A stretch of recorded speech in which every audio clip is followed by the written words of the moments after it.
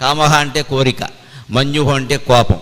కోరిక కోపం రెండూ జయించిన వాడికి ప్రపంచంలో దుఃఖం అనేది ఉండదు. రెండు లేవు అసలు. నిజానికి కోరిక బట్టే కోపం వస్తుంది. కోపం ఎందుకు వస్తుంది? కోరిక తీరకపోతే వస్తుంది. కోరిక లేనివాడు కోపం ఏంటి? గౌతమ బుద్ధుడు కోపం వస్తుందా? కోరిక లేదు కాబట్టి రాదు. రమణ మహర్షి కోపం వచ్చిందా? అక్కడ ఆడుకునే కుర్రాళ్ళు రాళ్ళెట్టు కొట్టిన ఆయన కోపం రాలా. పైగా ఆయన దగ్గరగా ఉన్న శిష్యులు, ఏమండి వీళ్ళు ఇలా రాళ్ళెట్టు కొడుతున్నారండి, మనం ఏదో కాస్త గుణపాఠం చెప్పకపోతే బాగుండదంటే ఆయన ఏమన్నాడంటే, నేను రాకముందు వాళ్ళు ఇక్కడ ఆడుకున్నారు, ఇది వాళ్ళ కొండ, వాళ్ళ ఇంటికి మనం వచ్చాం, వాళ్ళు చెప్పినట్టు వినాలి అన్నాడు ఆయన. వాళ్ళు ఇక్కడ ఆడుకుంటున్నారు కదా, వాళ్ళ కొండది, వాళ్ళ కొండకు మనం వచ్చాం, మన తపస్సు వాళ్ళకి అవసరమా? అదేమిటో వాళ్ళకి తెలుసా? వాళ్ళ ఆట మన తపస్సు కంటే గొప్పదేమో అన్నాడు ఆయన. మనకెందుకు ఆ గొడవ? వచ్చాం పడ్డమే, మనకి ఇష్టం లేకపోతే మనం వెళ్ళిపోవాలి, అంతేగాని దెబ్బలాడతావు. ఇవాళ హైదరాబాదులో గేటెడ్ కమ్యూనిటీలో ఉండే వాళ్ళంతా నేర్చుకోవాలి.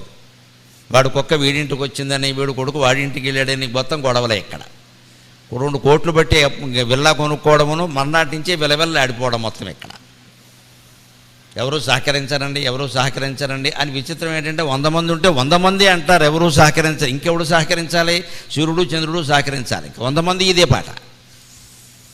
ఎవరో సహకరించలేదని ఆరోపించే ముందు మనం ఎందుకు సహకరించకూడదు? మనం ఎందుకు తగ్గకూడదు? మనం ఎందుకు తగాదాకి వెళ్ళిపోవాలి ప్రతిదానికి?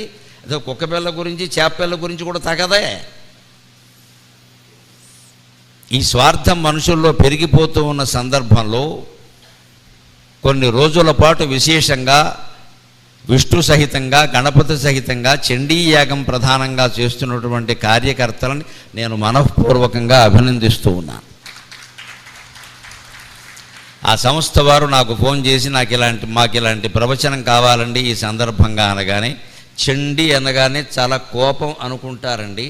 చండీదేవి యొక్క కటాక్షం ఎలా ఉంటుందో, చండీదేవి యొక్క సౌందర్యం ఎలా ఉంటుందో, అది ఒక లహరి రూపంలో ఎలా ప్రవహిస్తుందో అది నేను చెబుతానండి అన్నాను. అంతకంటే మాకు కావలసింది ఏమిటండి అన్నారు. అంచేది ఇవాళ ప్రసంగానికి ప్రధానమైన పేరు చండీ సౌందర్య లహరి.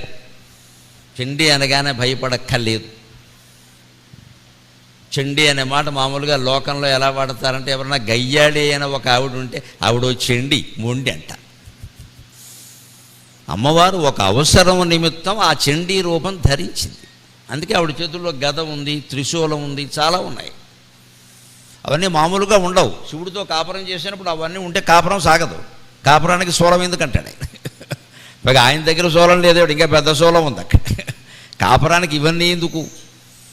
ఎంత మిలిటరీలో పనిచేసేవాడైనా శోభనం గదిలోకి తుపాకీ పట్టుకెట్టుకెళ్తానంటే మావగారు ఒప్పుకుంటాడా, అత్తగారు ఒప్పుకుంటుందా? అక్కడికి ఎందుకు ఆయన తుపాకీ? నేను మిలిటరీలో, నువ్వు మిలిటరీ అయితే బయటికి వెళ్ళి పేల్చుకో, శోభనం గదిలో తుపాకీ అంటే అలాగా. నీ ఉద్యోగాలు అవన్నీ వేరే, ఇది సరసం, ఇది సంసారం. అందుకని చండీదేవి ఆ ఆకారంలో ఎందుకుంటుంది? ఆయుధాలు ధరించి, అన్ని చేతులతో ఆయుధాలు ధరించి ఎందుకుంటుంది అంటే, ఒక సందర్భంలో ఆవిడ ఎత్తినటువంటి రూపం అది అవసరం. ఇవాళ సమాజంలో వ్యాపిస్తున్నటువంటి రాక్షసత్వాన్ని చూస్తుంటే పసిపిల్లలకు కూడా రక్షణ లేని స్థితిని, 5 ఏళ్ల అమ్మాయిని ఎవడో ముసలాడు మానభంగం చేశారన్న, ఏమిటిది? ఏమనాలి? ఎవరితో చెప్పుకోవాలి వెళ్ళి? ఇక్కడ 5 ఏళ్ల అమ్మాయి, 8 ఏళ్ల అమ్మాయి ఎవరిని నమ్ముతుంది? పెద్దవాళ్ళని నమ్మదా? ఎవరో తాత లాంటి వాడు ఎవడో రామ్మ అనగానే పెడుతుంది. ఆ అమ్మాయికి ఏం తెలుసు? ఆ అమ్మాయితో ఏదో వికృత లైంగిక చేష్టలు చేశాడు, అర్థం ఉందా ఏమన్నా? అసలు 70 ఏళ్ల వాడికి కూడా ఈ కోరికలు చావకపోతే ఎవడికి పోతాయి ఇవి? కోరికలు తీర్చుకోవడానికి, వాటి గురించి తాపత్రయపడడానికి ఒక వయస్సు లేదా, భావి లేదా, వరస లేదా? మన ఇష్టమా? ఇంకా నా ఇష్టమే ధర్మం అంటే ఎలాగా? దానికి మూలం ఏమిటి అంటే, ఒక యజ్ఞం చేసి త్యాగం చేస్తే, ఇంగ్లీష్ వాళ్ళు తెలుసో తెలియకో పెట్టిన పేరు సాక్రిఫైస్ అన్నట్టే, దానికోసం త్యాగం చేస్తే మనం హాయిగా ఉంటాం, పక్కవాళ్ళు హాయిగా ఉంటారు, యావత్ విశ్వము హాయిగా ఉంటుంది. విశ్వంబంతయు నిండి దోచునది సాధ్వి నీ స్వరూపంబు. అమ్మా, నువ్వు నాకు తల్లివేనా, జగత్తంతటికీ తల్లివేన చండీమాతవేనా? నీ స్వరూపం విశ్వమంతా కనిపిస్తోందమ్మా, అంతర్యామిగా విశ్వమంతా కనిపిస్తోంది. నువ్వు కేవలం నాకు తల్లిగానే కనపడడం లేదు, విశ్వమంతా ఒకే రూపంగా కనిపిస్తోంది.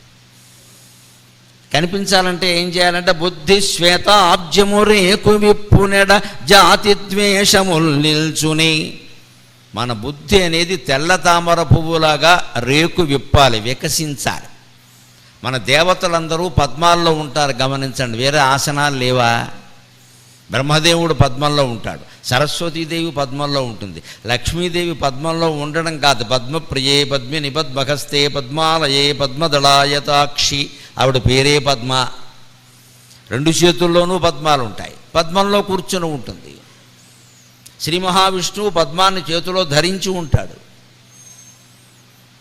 ఎవరికైనా దైవానుగ్రహం కలుగుతుంది అంటే ఏనుగు కలలోకి వచ్చి పద్మం చేతిలో పెడుతుందిట. అదొకటి చెబుతారు స్వప్న ఫలితాలు. ఏనుగు కలలోకి వచ్చి తెల్లారకట్ట 4 గంటల తర్వాత ఏనుగు కలలోకి వచ్చి ఒక పద్మం చేతిలో పెట్టింది అంటే వారికి ఉత్తమమైన సంతానం కలుగుతుందని, దైవానుగ్రహం కలుగుతుందని అర్థంట. పద్మానికి అంత ప్రాధాన్యం ఉంది. అందుకని మన బుద్ధి పద్మం, బుద్ధి శ్వేతాబ్జము, తెల్లదామర పువ్వు. సరస్వతీదేవి కూర్చునే పద్మం తెల్లదామర పువ్వు, లక్ష్మీదేవి కూర్చునే పద్యం ఎర్రదామర పువ్వు. ఎందుకని? అవి ఇష్టం కాదు. లక్ష్మీదేవికి ఎరుపు అంటే ఇష్టం, సరస్వతీదేవికి తెలుపు అంటే ఇష్టం. ఈ వ్యాఖ్యానాలు చేయొద్దు, వాళ్ళకి ఇష్టాయిష్టాలు ఉండవు. ఇష్టాయిష్టాలు జీవుడికి ఉంటాయి, దేవుడికి ఎందుకు ఉంటాయి? అవి లేనివాడినే దేవుడు అంటారు. దేవుడంటే ఎవరు? లోకాతీత, గుణాతీత, సర్వాతీత, శమాత్మిక. అన్ని గుణాలకు అతీతం అమ్మవారు, లోకానికే అతీతం, సర్వానికి అతీతం. ఆవిడకి ఇష్టాలు ఎందుకు ఉంటాయండి? దేవుడికి ఇష్టం ఏంటో అర్థం లేనమాట. దేవుడికి ఫలానాది ఇష్టమని ఎందుకు చెబుతారు అంటే నువ్వు ఆ పని చేస్తావు కదా అని. అది మనం తెలుసుకుని మనం చేయాలంటే ఆ పని చేస్తే మనకేదో మేలు జరుగుతుందన్నమాట. వినాయక చవితికి వినాయకుడికి ఉండ్రాళ్ళు ఇష్టం అంటారు. ఉండ్రాళ్ళు కాదు, ఉండ్రాళ్ళు పెట్టినా ఇష్టమే ఆయనకి. ఉండ్రాళ్ళు ఎందుకు ఇష్టం అన్నారు? అది భాద్రపద మాసం, వర్ష ఋతువు. వర్ష ఋతువులో నూనె పిండి వంటలు తినకూడదు. మసాలా దోశలోనూ బిర్యానీలు కొట్టేస్తే చచ్చూరుకుంటాడు ఆసుపత్రికి వెళ్ళి. ఒక వినాయక చవితి నాడు కాదు, శ్రావణ మాసం, భాద్రపద మాసం మొత్తం నూనెతో చెయ్యని వంటకాలు అంటే ఇడ్లీ, ఈ ఉప్పుడు పిండి, ఈ ఉండ్రాళ్ళు ఇలాంటివే తినాలి, కుడుములు. ఎందుకంటే వర్షకాలం జఠర శక్తి, జీర్ణశక్తి తగ్గిపోతుంది, బాగా మందంగా ఉంటుంది, అది అరగదు.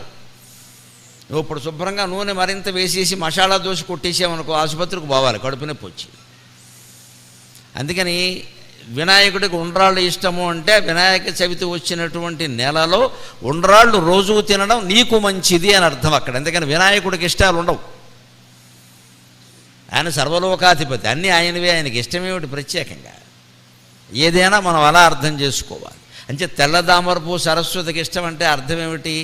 విద్యావంతులైన వాళ్ళు, విద్యార్థులు, ఉపాధ్యాయులు, విద్యారంగంలో ఉన్న అధిపతులు అందరూ కూడా సత్వగుణం ప్రధానంగా ఉండాలి. సత్వగుణమే తెలుపు.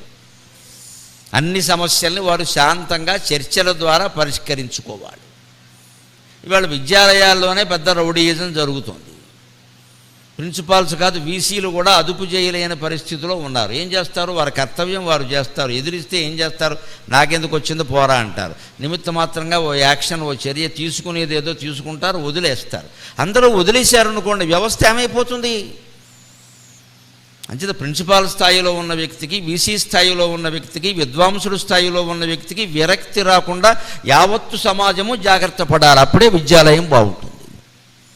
సమాజం జాగ్రత్త పడాలి. అంతేకాని వారు సరిగ్గా పనిచేయాలి. ఏం చేయమంటావు? కుర్రాళ్ళు ఎదురు తిరుగుతూ ఉంటే తల్లిదండ్రులు పిల్లల పెంపకంలో చాలా వరకు శ్రద్ధ తీసుకోవడంలో వాళ్ళు ఇష్టం వచ్చినట్టు మాట్లాడుతుంటే సమర్థిస్తున్నారు.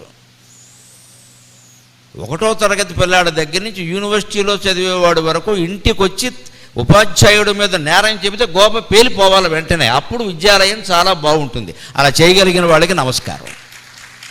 చూసారా, చప్పట్లు చాలా తక్కువగా మోగాయి. ఎవరికి ఇష్టం ఉండదు. మీ పిల్లల ఆత్మాభిమానాన్ని కాపాడండి అంటే అంటారు. ఇక్కడ ఇదే అహంకారం. పిల్లడికి ఆత్మాభిమానం ఏంటమ్మా? బొడ్డుడు అన్నవాడికి. విద్యార్థికి ఆత్మాభిమానమా? ఎందుకు ఆత్మాభిమానం? ఎవరికి ఉండాలి? విద్వాంసుడికి ఉండాలి. విద్యార్థికి ఎందుకు ఆత్మాభిమానం? ఆత్మాభిమానం అంటే అహంకారమా? అది నేర్పుతున్నారు ఈవేళ. అలా పరిస్థితులు ముదిరిపోతే, మన వల్ల కాకపోతే అప్పుడు 10 ఆయుధాలు ధరించి చండీదే వస్తుంది. అందుకే చండీ యాగం. మొత్తం చెండాడే ఆవిడే చండీదే అంట. మరి నీ వల్ల కాదు కదా, నేనైనా రావాలి కదా. ఎప్పుడు వస్తుంది అమ్మవారు? ఎప్పుడు వస్తాడని చెప్పాడు భగవంతుడు? ధర్మానికి గ్లాని కలిగినప్పుడు, అధర్మం వృద్ధి చెందుతున్నప్పుడు, అప్పుడు నేను పుడతాను ఏదో రకంగా అన్నాడు. ఆ రకంగా ఎత్తిన అవతారమే చండి. అంచేది అవతారం ఎత్తడం పుట్టడం గొప్ప విషయం కాదు. అసలు దేవుడు అవతారం ఎత్తాల్సిన అవసరం లేకుండా చెయ్యాలి మనం నిజంగా భక్తి ఉంటే. నువ్వెందుకమ్మా మేము చూసుకుంటాం, మా గొడవల్లో నువ్వెందుకమ్మా అనవసరంగా కైలాసంలో కూర్చోకుండా భర్తతో ఆనందంగా మళ్ళీ నువ్వేదో అవతారం ఎత్తడం, పెద్ద పట్టు చీర కట్టడం, ఓ సింహం ఎక్కడం, పూలు ఎక్కడం, 10 ఆయుధాలు పట్టుకోవడం, దీనికి ఇదంతా మేము తిన్నగా ఉంటాం తల్లి అని అమ్మవారి దగ్గర ప్రమాణం చేయడమే ఈవేళ ఈ ప్రవచనానికి సారాంశం. అది అర్థం చేసుకుంటే చాలు. మేము తిన్నగా ఉంటాం, నువ్వు వద్దు అలా ఉండు, మేము దండం పెట్టుకుంటాం. మన బుద్ధి మార్చుకోవాలంటే బుద్ధి శ్వేతాబ్జము రేకు విప్పునేడ, బుద్ధి అనేటువంటి తెల్లదామరపు రేకు విప్పితే వికసిస్తే జాతిద్వేషములు నిల్చునే. ఇరాన్ మధ్య జరిగే యుద్ధానికి, రష్యా ఉక్రెయిన్ మధ్య జరిగే యుద్ధానికి, మన ఇంట్లో 2 సభ్యుల మధ్య జరిగే యుద్ధానికి తేడా లేదండి. దయచేసి గమనించండి. అది ఏమీ లేదు తేడా. ఇక్కడి నుంచి అక్కడికి వెళ్ళారు వీళ్ళందరూ. ఇంట్లో కూడా జరిగేది ఆధిపత్య పోరాటమే. ఇదివరకు మొగాడి మాటే చెల్లేది, ఎందుకంటే ఆయన సంపాదించేవాడు. ఇప్పుడు మొత్తం సంపాదించే అవకాశం అందరికి ఇచ్చారు. నువ్వేంటి ఇక్కడ నాకు చెప్పేది అంతే, అయిపోయింది. నమశివాయ. సంపాదన ఎందుకా ఆలోచించండి. సంపాదన ఎందుకా? ఎదిరించడానిక? ఇద్దరూ సంపాదించడం ఎందుకంటే ఇద్దరూ బాధ్యతను పంచుకోవడానికి. ఇద్దరూ సంపాదిస్తే సుఖంగా ఉంటుంది, ఖర్చులు కాస్త తట్టుకుంటారు కదా ఇద్దరూ కూడా అని అంటే, ఇద్దరు సంపాదన వల్ల విడాకులు ఎక్కువవుతున్నాయి. మా చిన్నతనాల్లో ఎప్పుడూ ఇద్దరు సంపాదించడం మేము చూడలేదు. ఒకడే పడేవాడు, తిప్పలేవు. వాడిని అఖండంగా గౌరవించేవారు ఇంట్లో. నాన్నగారు యాతన పడుతున్నారు, నాన్నగారు యాతన పడుతున్నారు అని ఆయన వచ్చేసరికి అన్నీ ఇప్పుడు సిద్ధం చేసేసేది ముందు. పిల్లలు అలాగే ఉండేవారు. చాలా తక్కువ ఆదాయంతో 10 మంది పిల్లల్ని పోషించడం చూసాం. 10 మంది పిల్లల్ని ఏం తిన్నారో వాళ్ళకి తెలియాలి, మనకి తెలియదు. ఇవాళ ఇద్దరికి మించి ఎవరికి పిల్లలు లేరు. కానీ ఆ ఇద్దరు ఎలా ఉన్నారంటే, ఒకడు రావణాసురుడు, ఒకడు హిరణ్యకశ్యపుడు. కొట్టుకో. ఎందుకంటే వాళ్ళు తల్లిదండ్రులు తగాదాలు చూశారు. వాళ్ళు ఇలా మన కుటుంబమే తయారైన తర్వాత ఇజ్రాయెల్ యుద్ధానికిను రష్యా ఉక్రెయిన్ యుద్ధానికి నాకేం ఆశ్చర్యం కలగట్లా. ఇలాగే వాళ్ళు కొట్టుకుంటున్నారు. రష్యా వాడికి వాడి సామ్రాజ్యం వాడికి ఉందండి. ఉక్రెయిన్ కూడా వాడికి ఎందుకు? వాడు వెళ్ళి పశ్చిమ దేశాల వాళ్ళతో కలుస్తాడేమో అని వీడికి అనుమానం వచ్చిందట. 3 ఏళ్ళు అయింది దండయాత్ర మొదలుపెట్టి వెధవ ఇప్పటికి దమం లేదు. వాడు ఎవరితో కలిస్తే వీడికి ఎందుకండి? వాడు పక్క దేశం. ఉక్రెయిన్ వేరే దేశం కదా, ఎప్పుడూ విడిపోయింది. 92లోనే విడిపోయింది రష్యా నుంచి. నీ నుంచి విడిపోయిన దేశం ఎలా ఉంటే నీకెందుకు? మన నుంచి విడిపోయిన దేశాలు ఉన్నాయి. ఆ మాటకు వస్తే యావత్ విశ్వము ఒకప్పుడు అఖండ భారతదేశమే, అనుమానమే లేదు ఇక్కడ. యావత్ విశ్వము అఖండ భారత్ అంటే పాకిస్తాన్ మనదే, బర్మా మనదే, భూటాన్ మనదే, నేపాల్ మనదే. నేపాల్లో నిన్న మొన్నటి వరకు హిందూ రాజ్యాలే పరిపాలించారు. హిందూ రాజులే, జ్ఞానేంద్ర, వీరేంద్ర మనదే. అన్నీ విడిపోయాయి. కానీ విడిపోయిన ఏ దేశం మీదైనా స్వతంత్ర భారత ప్రభుత్వం జవహర్లాల్ నెహ్రూ మొదలు నరేంద్ర మోడీ వరకు ఎవరైనా, ఏ పార్టీకి చెందిన వారైనా ఎప్పుడైనా కత్తెత్తడం మీరు చూశారా? That is India, that is India. మనం మొట్టమొదట ఒక సిద్ధాంతాన్ని కనిపెట్టుకున్నాం, పంచశీల సిద్ధాంతం. ఇతర దేశాల అంతరంగిక వ్యవహారాల్లో జోక్యం చేసుకోవద్దు. వాళ్ళ దాంట్లో ఏ విప్లవాలు రాని, ఏ గొడవలు రాని, ప్రజలు తిరుగుబాటు చేయని, ఏం కానీ మనం అందులో కల్పించుకోవద్దు. ఎందుకు తగాదాలు ఇంటైనా బయటైనా వస్తాయి. ఉక్రెయిన్ యుద్ధానికి ఉప్పు కోసం తగాదాకి తేడా లేదని నేను ఎందుకు అంటున్నానంటే, మన బుద్ధి వికసించలేదు. కాస్త విశాల భావంతో మన సౌఖ్యం కంటే ఎదుటి వాళ్ళ సౌఖ్యం ముఖ్యం అని ఆలోచిస్తే ఇల్లైనా ఇంటర్నేషనల్ ప్రపంచమైనా ఒకలాగే ఉంటుంది, బాగానే ఉంటుంది. మనకంటే ఎదుటి వాళ్ళ సౌఖ్యం ముఖ్యం. మన ఇంట్లో కాస్త ఉక్కబోసే వాతావరణం ఉంది, ఫ్యాను గాలి ఒక చోటకి తగులుతుంది, ఆ పక్కకి తగలదు. వెంటనే ఇంట్లో 4 ఉంటే, 4 బుద్ధి ఎలా ఉండాలంటే, నాన్నగారు మీరు పెద్దవాళ్ళు, మీరు పడుకోండి, కష్టపడి వచ్చారు, కాస్త గాలి తగిలే చోట మీరు పడుకోండి, ఇంకో చోట నేను పడుకుంటా అని పిల్లలు అనాలి, భార్య అనాలి. అప్పుడు తండ్రి ఏమనాలి? నాది పెత్తనం అనకూడదు. ఇంకా అదేమిటి, నువ్వు ఇంట్లో నువ్వు కష్టపడలేదా, బయట నేను కష్టపడితే పిల్లలు ఎలా చూసుకుంటున్నావు, ఎంత కష్టపడ్డావు, ఆడదానికి నువ్వు పడుకో, నేను మొగాన్ని ఎక్కడొక్కడ పడుకుంటా అని అనాలి. అప్పుడు మొత్తం విశ్వం అంతా ప్రశాంతంగానే ఉంటుంది. అనుమానం వెళ్ళ నాకు ఫ్యాన్ కొనమంటే కొనరోజు చచ్చిపోతున్నావు. ఇక్కడ ఇదే గొడవ. ఇక్కడ ఫ్యాన్ కొనేంత ఆదాయం ఉంటే ఎందుకు కొనరమ్మా? కొనలేక కొనలేదు. అక్కడి నుంచి ఫ్యాన్ కూడా కాదు, ఇప్పుడు ఫ్యాన్ ఎవడికి కావాలి? ఏసీ. పైగా గదికోయేసి. అప్పుడు ఏమవుతుంది? ఖర్చు ఎక్కువ అవుతుంది, అప్పులు ఎక్కువ అవుతాయి, గొడవలు ఎక్కువ అవుతాయి. ఒకదాంతో అందరం సర్దుకుంటే ఇదే బుద్ధి శ్వేతాబ్జము రేకు విప్పునేడా. మన హృదయం విశాలం కావడం అంటే ఇదే. ఎదుటి వాళ్ళ సౌఖ్యం నాకు ముఖ్యం, నా సౌఖ్యం కాదు. ఎప్పుడూ మన సుఖం అనేది ఎలా ఉంటుందో వివేకానందుడు చెబుతాడు. నువ్వు సుఖపడాలని ఆశిస్తే ఒక్కటే మార్గం, ఎదుటి వాళ్ళని సుఖపెట్టు, అప్పుడే నువ్వు సుఖపడతావు, అందులోనే సుఖం ఉందనండి. సుఖం కోరుకోనవాడు ఎవడో ఉండడు కదా. సుఖం న సర్వదా భూయాత్ బాభూత్ దుఃఖం కదంచన. శంకరాచార్య స్వామి చెబుతారు వివేక చూడమణిలో, మీ అందరి కోరికలు ఇవే కదా, ఎప్పుడూ మాకు సుఖమే కలగాలి, దుఃఖం కలగదు. బాగుంది, తప్పకుండా కలుగుతుంది. తే జ్ఞానాదేవసిద్ధ్యతః. అఖండమైన జ్ఞానాన్ని పొందండి, అప్పుడు మీరు సుఖంగా ఉంటారు. అఖండమైన జ్ఞానం అంటే దానికంతా పెద్ద వాక్యాలు చెప్పి విశ్లేషణలు చేయక్కల. జ్ఞానం ఒక్క మాటలో చెప్పచ్చు, అంతా ఒక్కటే, ఆ ఒక్కటే నేను, అంతే జ్ఞానం. అంతే, అంతా ఒక్కటే, ఆ ఒక్కటే నేను. ఎందుకంటే జ్ఞానానికి పెద్ద వ్యాఖ్యానం ఏం లేదు. ఇక్కడ ఉన్నదంతా ఒకటే. ఇక్కడ పెద్ద లేదు, చిన్న లేదు, ఏమీ లేదు. ఇంకనే ఎవరు పెద్దవాళ్ళు లేదు, చిన్నవాళ్ళు లేదు, గొప్పవాళ్ళు లేదు, డబ్బులు ఇచ్చిన వాళ్ళు లేదు, ఇవ్వని వాళ్ళు లేదు, ఏమీ లేదు. ఇది ప్రవచనం, అందరూ ఒకటే. ప్రవచనం చెప్పేవాడు ఒక్కడే వేదిక మీద ఉంటాడు, అందరూ కింద ఉండడమే, ఒకటే లెక్క. మళ్ళీ వీరికో ప్రాధాన్యం, వారికో ప్రాధాన్యం అంటే గొడవలు అయిపోతాయి. ఇంకా నేను ఎక్కువ ఇచ్చాను, నన్ను పిలవలేదు అంటాడు వాడు. నువ్వేమి ఇచ్చినా పిలవరు. ఇస్తే ఇచ్చుకో, లేకపోతే మానేసుకో. చండీదేవికి ఇచ్చావు, మాకేమైనా ఇచ్చావు? నువ్వు చండీదేవికి ఇచ్చావు, ఆవిడ నీకు ఏమి ఇవ్వాలో ఇచ్చుకుంటుంది. వెరి వేషాలు వేస్తే ఏమి ఇవ్వాలో కూడా ఇచ్చుకుంటుంది, ఆవిడ తెలుసు. బోల్డ్ ఆయుధాలు ఉన్నాయి ఆవిడ దగ్గర. అంతే. ఈ దృష్టితో ఉంటేనే ఖచ్చితంగా యాగాలు ఫలిస్తాయండి. నాకు నిక్కచ్చిగా మాట్లాడతాడనే పేరు జాతీయ ప్రభుత్వం కూడా నాకు ఎందుకు గౌరవం ఇచ్చింది, పద్మశ్రీ అంటే నిక్కచ్చిగా మాట్లాడతాం కాబట్టి. గొడవలేదు ఇక్కడ.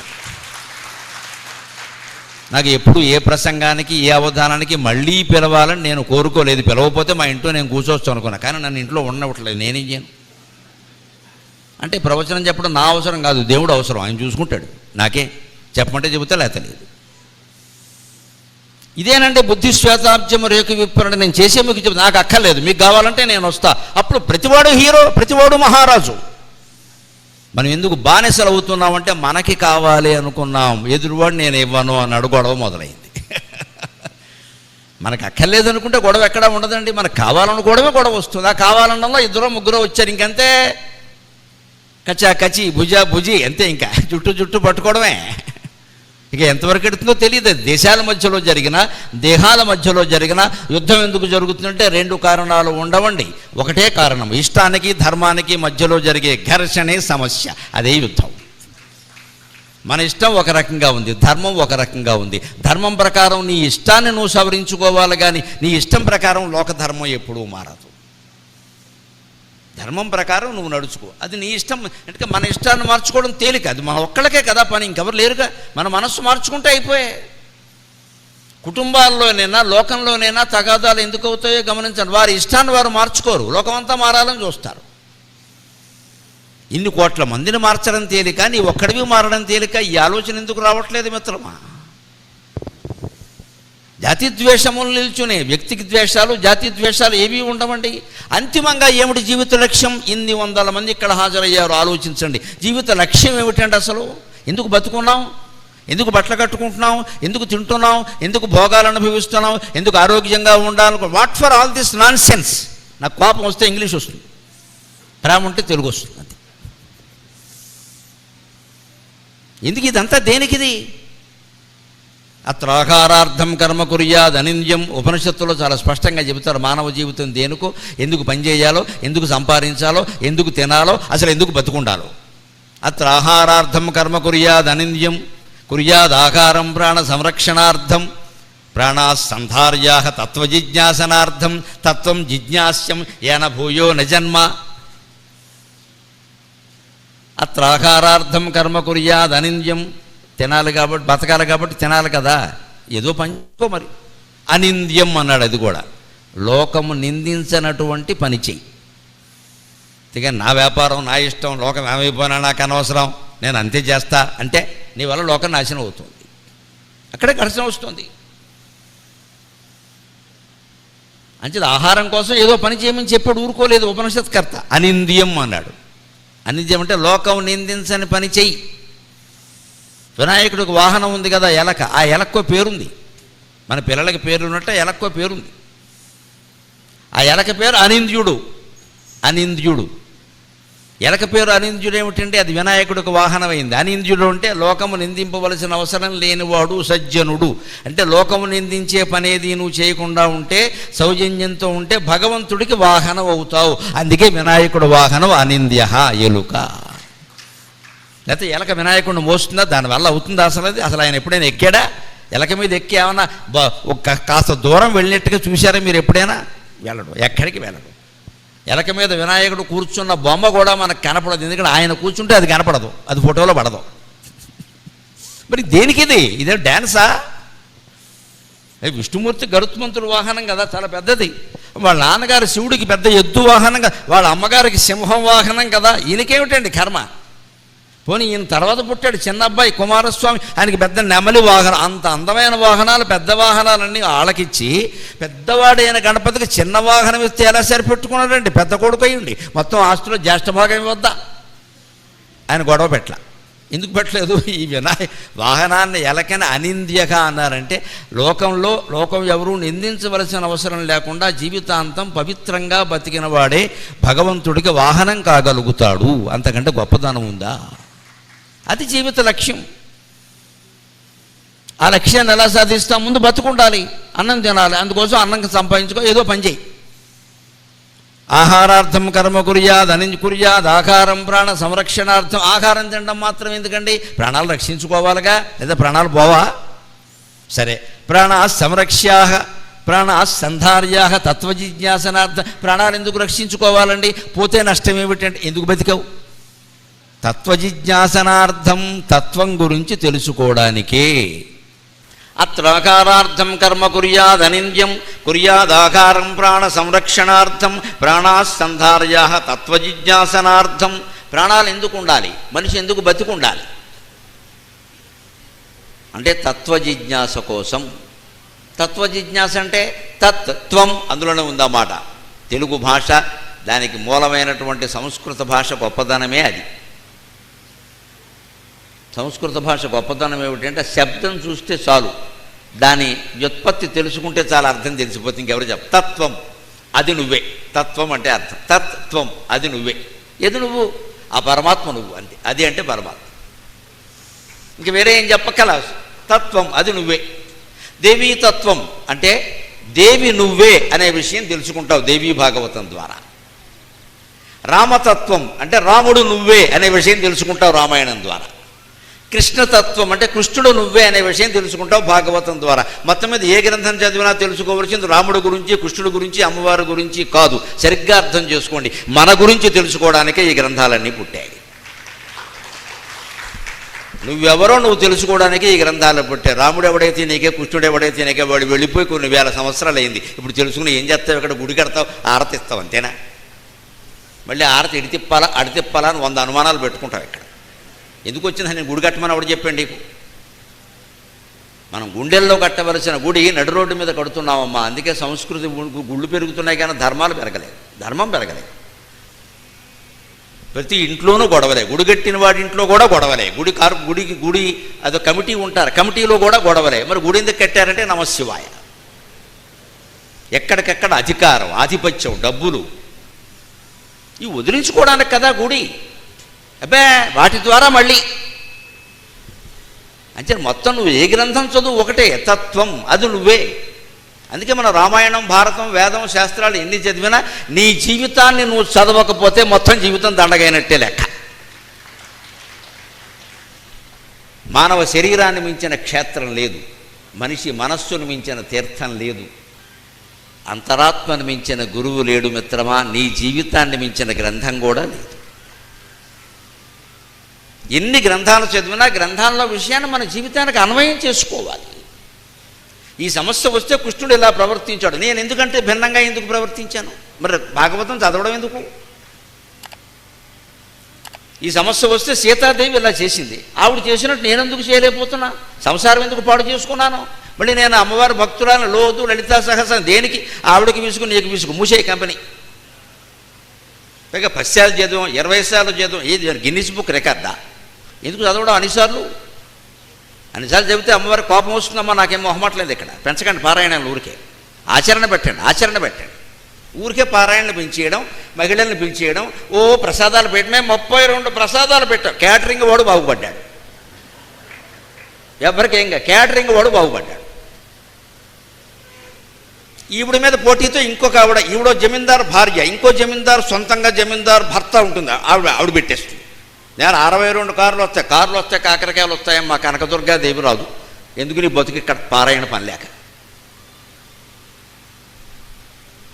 ఏకాంతంగా మన ఇంట్లో కూర్చుని అమ్మవారి ముందు పారాయణ చేసి అర్థంతో సహా చేస్తే జీవితం మొత్తం అర్థమైంది. అప్పుడు మన జీవితంలో వెంటనే మార్పు వస్తుంది. అమ్మవారు నీకు కనపడటం కాదు, నువ్వే అమ్మవారు అనే విషయం తెలిసిపోతుంది, గొడవలేదు ఇంకా. నువ్వు అనుకుంటాను ఈ శరీరం నువ్వు కాదు, మనస్సు నువ్వు కాదు, బుద్ధి నువ్వు కాదు, ఇంద్రియాలు నువ్వు కాదు, సాక్షాత్ పరమాత్మ నువ్వే. దేహం ప్రాణమపి ఇంద్రియాణ్యపి చలాం బుద్ధిం చ శూన్యం విదుః శ్రీబాంధజడోపమ ఆస్త్వకమితి భ్రాంత భృశంవాదినక మాయాశక్తి విలాసకల్పితమకావ్యామోహ సంహారిణే తస్మై శ్రీ గురుమూర్తయే నమయిదం శ్రీ దక్షిణామూర్తయే. దాని అర్థం అది. దేవుడు ఎక్కడో దేహంలో ఉన్నాడు, ఇంద్రియాలు. నువ్వంటే ఏమిటి అంటే ఇది అంటాం, ఇది కాదు, ఇది అనుకోబట్టి ఈ గొడవలండి. దేహం అంటే ఒక అద్దె ఇల్లు, దీనికి చెల్లించే అద్దె ఏమిటో తెలుసా? అద్దెంట్లో ఉన్నవాడు అద్దె కట్టకపోతే ఊరుకోం కదా. సొంత ఇంట్లో వాడు బాగు చేయించుకోపోయినా అదే కూలిపోతున్న ఇంట్లో ఉన్నా ఎవరేమో అనరు, సొంత ఇల్లు అంటారు. అద్దెంట్లో ఉన్నప్పుడు అద్దె కట్టకపోతే ఊరుకుంటారా? ఈ దేహాన్ని అద్దెకిచ్చినందుకు దేహానికి దైవానికి మనం కడుతున్న అద్దె ఉంటుంది. భయంకరమైన రోగాలన్నీ అద్దె రూపంలో చెల్లిస్తున్నామమ్మా. రెంట్ అంటే రోగాలు, కాలు నొప్పి, మెడ నొప్పి, షుగరు, బీపీ, ఇదంతా రెంట్. ఒకడు పెద్ద రెంట్ కడతాడు, క్యాన్సర్ అంటారు దాన్ని. బతకడం తెలుసుండి కూడా రెంట్ చెల్లిస్తూ ఉంటాడు. రోగాలే అద్దె. ఎందుకంటే ఏమి సుఖపడి చూస్తున్నాం ఇందులో గనక. అంటే తత్వం ఆ భగవంతుడు నువ్వే, నువ్వు అనుకునే నువ్వు కాదు. ఆ భగవంతుడే నువ్వు అని అర్థమైనప్పుడు అందరూ ఒకటే కదా, ఎవరితో దెబ్బలాడతావు? అప్పుడు వెంటనే ఈ జ్ఞానం కారణంగా సుఖంగా ఉంటాం. అందుకే శంకరాచార్య చెప్పింది పక్కా నిజం. ఆయన అబద్ధం ఎందుకు చెబుతారండి? తే జ్ఞానాదేవ సిద్ధ్యతక. సుఖం కావాలనుకుంటున్నారు కదా, దుఃఖం వద్దనుకుంటున్నారు కదా. ఇది చే సర్వసామాన్యే. ఈ కోరికలు అందరికీ ఉండేవనయ్యా, విచిత్రం ఏం లేదు ఇందులో. అవి తీరే ఉపాయం కూడా ఉంది, చాలా సులభమైన ఉపాయం. ఒక్కటే, జ్ఞానం వల్ల నీ కోరిక తీరుతుంది, నీకు సుఖమే కలుగుతుంది. అంటే దుఃఖం ఎప్పుడూ కలగదు. అంటే జ్ఞాని అయిన వాడు ఎప్పుడూ దుఃఖపడడు, ఎప్పుడూ ఆనందంగానే ఉంటాడు. ఆ జ్ఞానం పొందడానికే ప్రవచనం. అందుకోసమే తత్వ జిజ్ఞాస. ఈ తత్వం తెలుసుకోవడం ఎందుకు? తత్వం జిజ్ఞాస్యం ఏన భూయో న జన్మ. మళ్ళీ జన్మ ఎత్తద్దు. అంచేది ఈ జన్మ ఎత్తింది ఎందుకంటే మళ్ళీ ఎత్తకుండా ఉండడానికి. ఆశ్చర్యంగా ఉంటుంది. అదేంటండి మళ్ళీ జన్మ ఎత్తితే మాత్రం తప్పే ఉందండి, ఇంతకంటే గొప్ప జన్మ ఉండదమ్మా. మానవ జన్మ కంటే అందులో కాస్త అన్నం నీళ్ళకి లోటు లేని కుటుంబంలో పుట్టాం మనం అందరం. ఇంత జన్మ కంటే ఇటువంటి ప్రవచనాలు వింటున్నాం, యాగాలు చూస్తున్నాం, ఇంతకంటే ఉత్తమ జన్మ ఏముంటుందమ్మా? ఈ జన్మలో కనుక మనం మోక్షం పొందకపోతే తర్వాత జన్మ ఈ యజ్ఞం గ్రౌండ్లోనే కుక్కై తిరిగే జన్మ వస్తుంది. అది సుఖమా, ఇది సుఖమా? ఇంతకంటే ఉత్తమ జన్మ ఏమిటండి? జంతువునాం నరజన్మ దుర్లభం అత పుంస్తం తతో విప్రత తస్మాత్ వైదిక ధర్మ మార్గపరత విద్వత్వం అస్మాత్ పరం. ఇక్కడ ఉన్న వాళ్ళందరూ ఇందులో సగం పైగా పొందారు. మనిషిగా పుట్టారు, మగాడిగా పుట్టారు, మానవ జన్మ ఎత్తారు, బ్రాహ్మణ కులంలో పుట్టారు ఎక్కువ మంది. అందులో వేదం చదువుకున్నారు, వేదాన్ని గౌరవిస్తున్నారు, ఆచరణలో పెడుతున్నారు, ధర్మాన్ని. ఇంకెంతకంటే ఏం కావాలండి? మరి ఇప్పుడు పొందవలసింది ఏమిటి? ఆత్మానుభూతిని పొందగలగాలి. ఆ ఆత్మానుభూతిని పొందకపోతే ఇదంతా దండగ. అందుకని తత్వం జిజ్ఞాస్యం ఏన భూయో న జన్మ. 10th క్లాస్ పాస్ అవ్వడం ఎందుకమ్మా? మళ్ళీ 10th క్లాస్ చదవకుండా ఉండడానికి. అది అర్థమైతే ఇది అర్థం. నువ్వు 10th క్లాస్ చాలా గొప్ప ఫస్ట్ క్లాసులో పాస్ అయ్యారంటే అయితే మళ్ళీ చదవంటే వాడు ఊరుకుంటాడా? నేను పాస్ అయ్యాక మళ్ళీ నన్ను చదవమంటారు. అంచేత ఈ జన్మ వదిలేసామంటే మళ్ళీ జన్మ ఎత్తకూడదు. ఈ జన్మ ఎత్తడానికి లక్ష్యం ఏమిటంటే మళ్ళీ జన్మ ఎత్తకుండా ఉండడం, అంతే. అదే మోక్షం. ఏదైనా బీటెక్ పాస్ అయిన వాడిని నువ్వు ఎందుకు పాస్ అయ్యావంటే మళ్ళీ బీటెక్ చదవడానికంటే అదేంటి అర్థం లేనిమాట. మళ్ళీ బీటెక్ చదవడు కదా.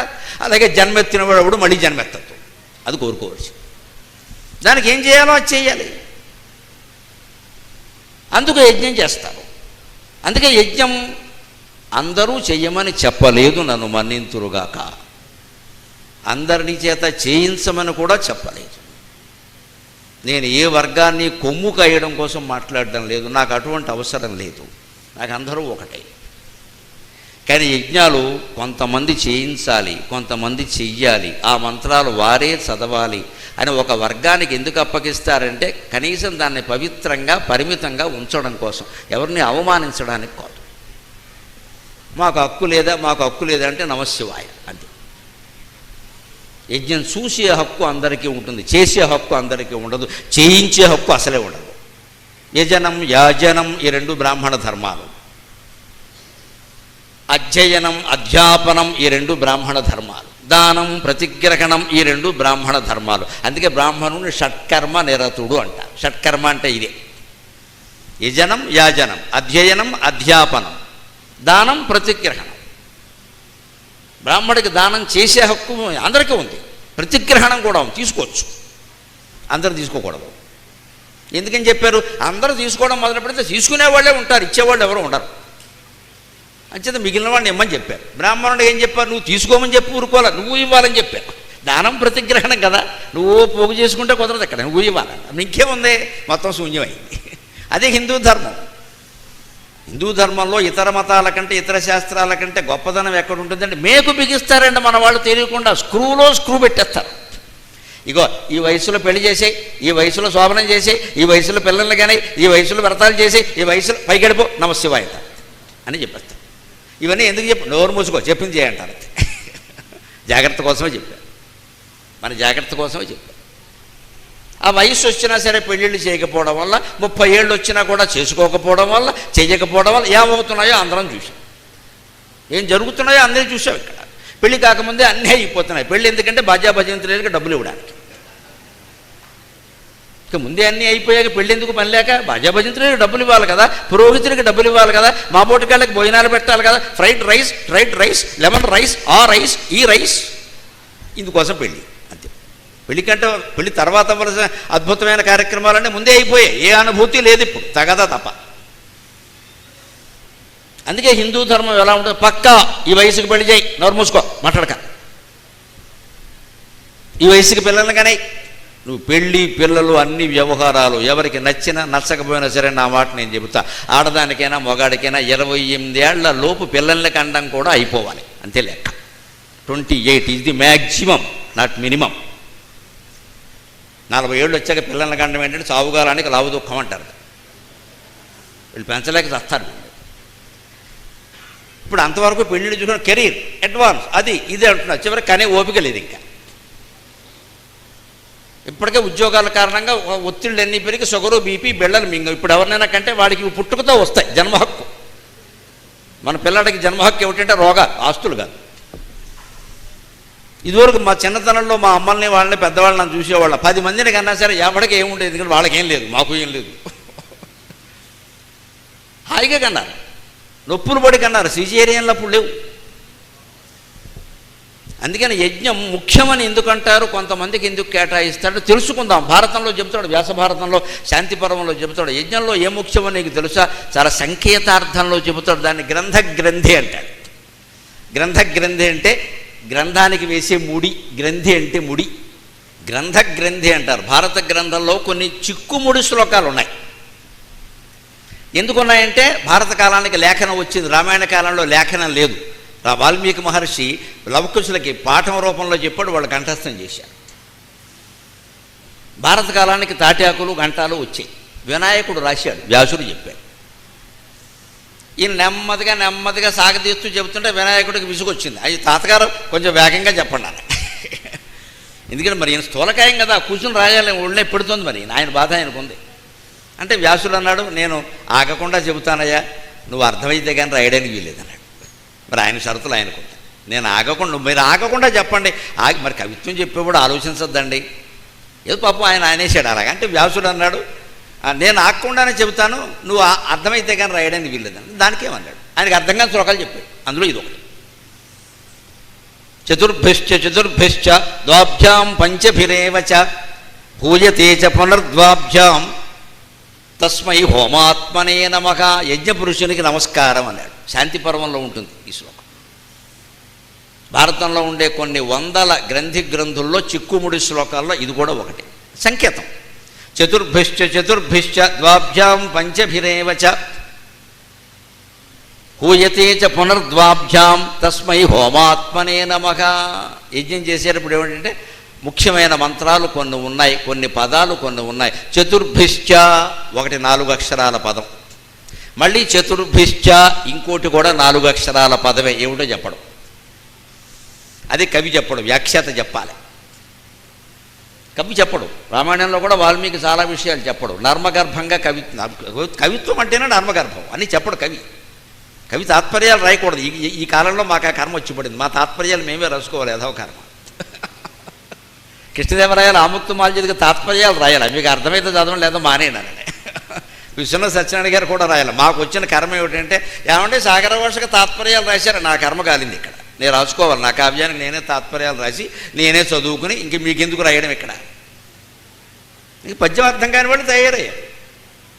భారతకాలం అలాంటిది కాదు. వ్యాసుడు అర్థం చెప్పలా, వినాయకుడికి అర్థం కాల, 10 నిమిషాలు ఆగిపోయాడు. ఈయన గంట పక్కనెట్టేశాడు. చతుర్భిశ్చ చతుర్భిశ్చ అబ్బాయి 4 అక్షరాల పదం ఒకటి ఉంటుంది యజ్ఞంలో, చాలా ముఖ్యం. చతుర్భిశ్చ మళ్ళీ ఇంకోటి ఉంటుంది, దానికి 4 అక్షరాలే. ద్వాభ్యాం తర్వాత 2 అక్షరాలు ఉంటుంది ఒకటి. పంచభిరేవచ తర్వాత 5 అక్షరాలు ఉంటుంది.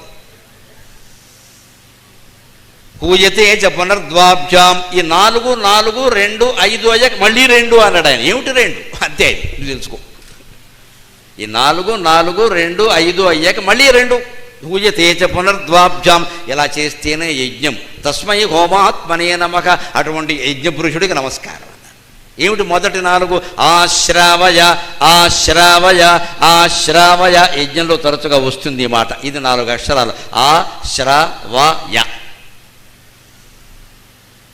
మళ్ళీ చతుర్భిశ్చ అస్తు శ్రౌషటు అస్తు శ్రౌషటు అస్తు శ్రౌషటు ఆ స్తు శ్రౌషట్. ఇది 4 అక్షరాలు. ఆశ్రావయ, రెండోది అస్తు శ్రౌషటు. మళ్ళీ ద్వాభ్యాం 2. యజ యజ యజ అంటే యజ్ఞం చేయి, పూజించు పూజించు, హోమం వై, హవిస్సువై హవిస్సువై యజ యజ అని.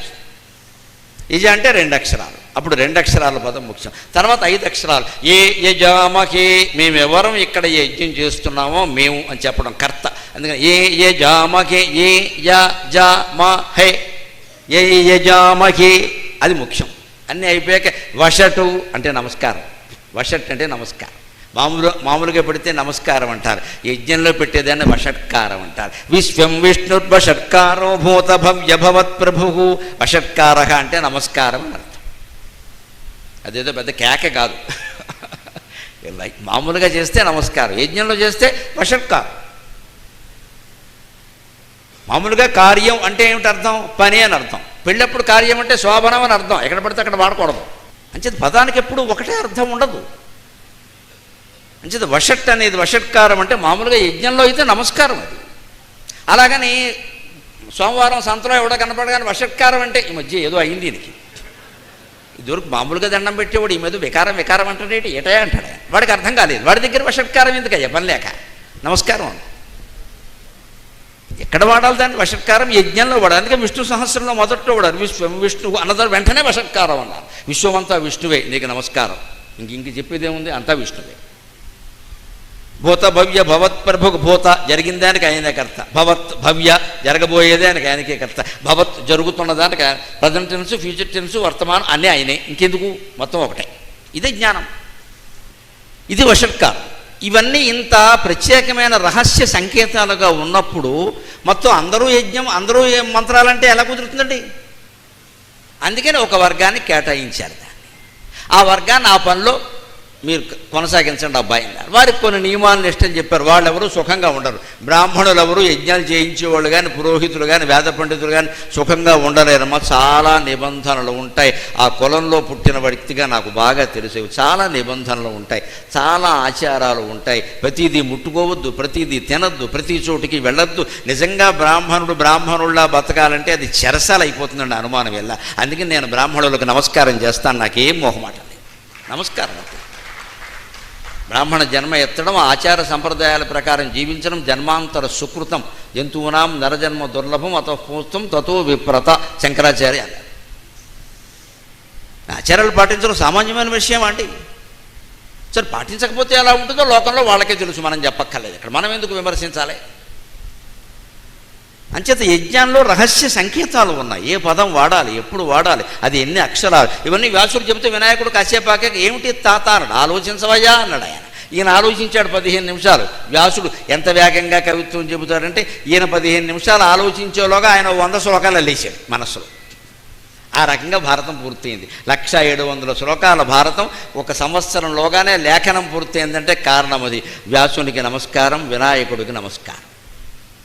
అది భారతీయ సంస్కృతి. అటువంటి యజ్ఞం జరుగుతోంది. దాని రహస్యాలు దానికి ఉంటాయి. ఇక్కడికి రావద్దు మీరంటే ఎవరు వెళ్ళొద్దండి. ప్రాధాన్యాలు కోరుకోవద్దు. ఇక్కడ చెప్పులు ఇప్పేయాలంటే ఇప్పేయాలి, ఫలానా బట్టలు కట్టుకోవాలంటే ఫలానా బట్టలే కట్టుకోవాలి, తినాలి అంటే తినాలి, మానేయమంటే మానేయాలి.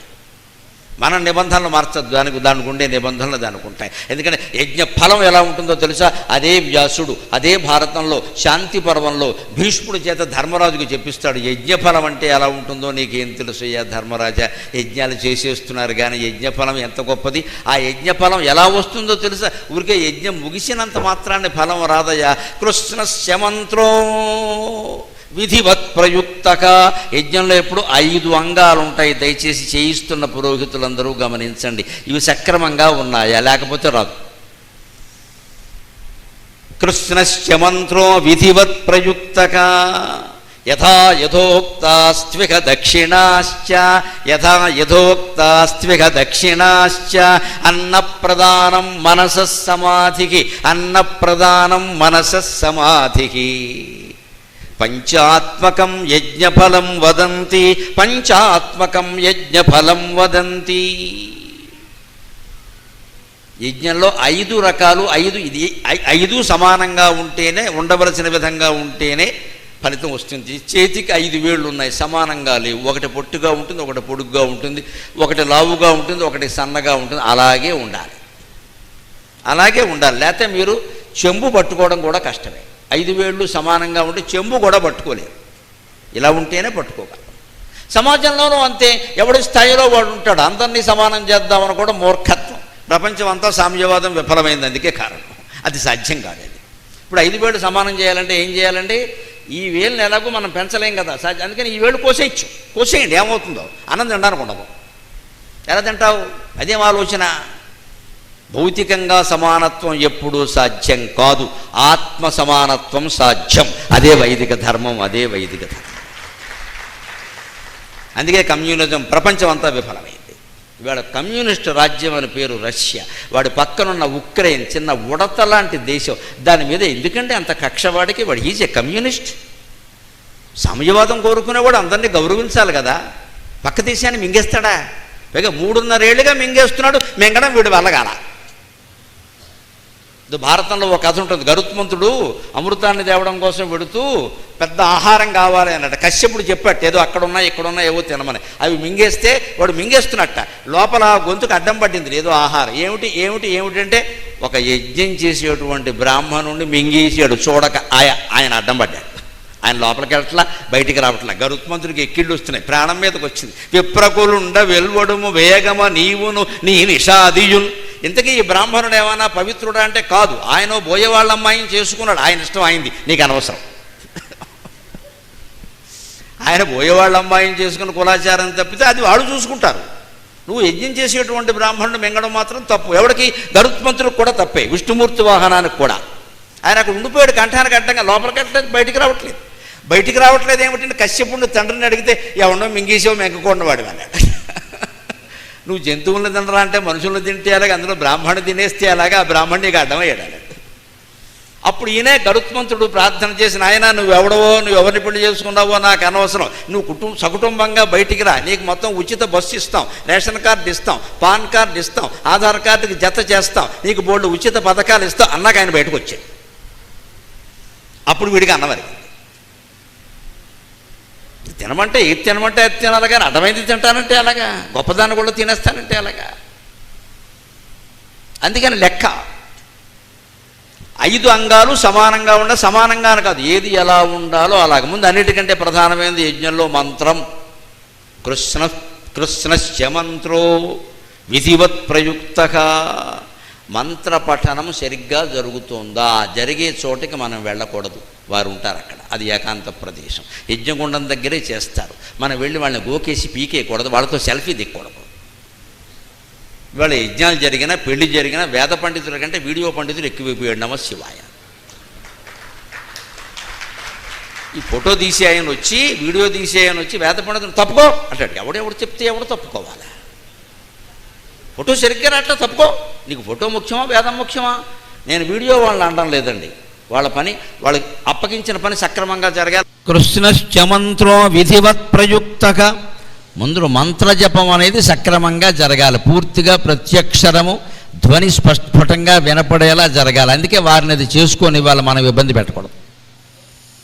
విధివత్ ప్రయుక్తక యథా యథోక్తాస్త్విక దక్షిణాశ్చ. దక్షిణలు ఎవరికి ఇచ్చినా సరే సక్రమంగా శాస్త్రాచారం ప్రకారం ఎలా ఇవ్వాలో అలా ఇవ్వాలి. దక్షిణ ఇవ్వకపోతే యజ్ఞం కాదు, వ్రతం కాదు, ఏది పనికిరాదు. మనకి ఎవరైనా డబ్బులు ఇవ్వకపోతే ఎవరైనా పనిచేస్తారా? వాళ్ళు కష్టపడ్డారు, వాళ్ళకే ఉండాలి కదా. వాళ్ళు సంతృప్తి పడంగానే దక్షిణ ఇవ్వాలి. అంతటితో సరిపోదు.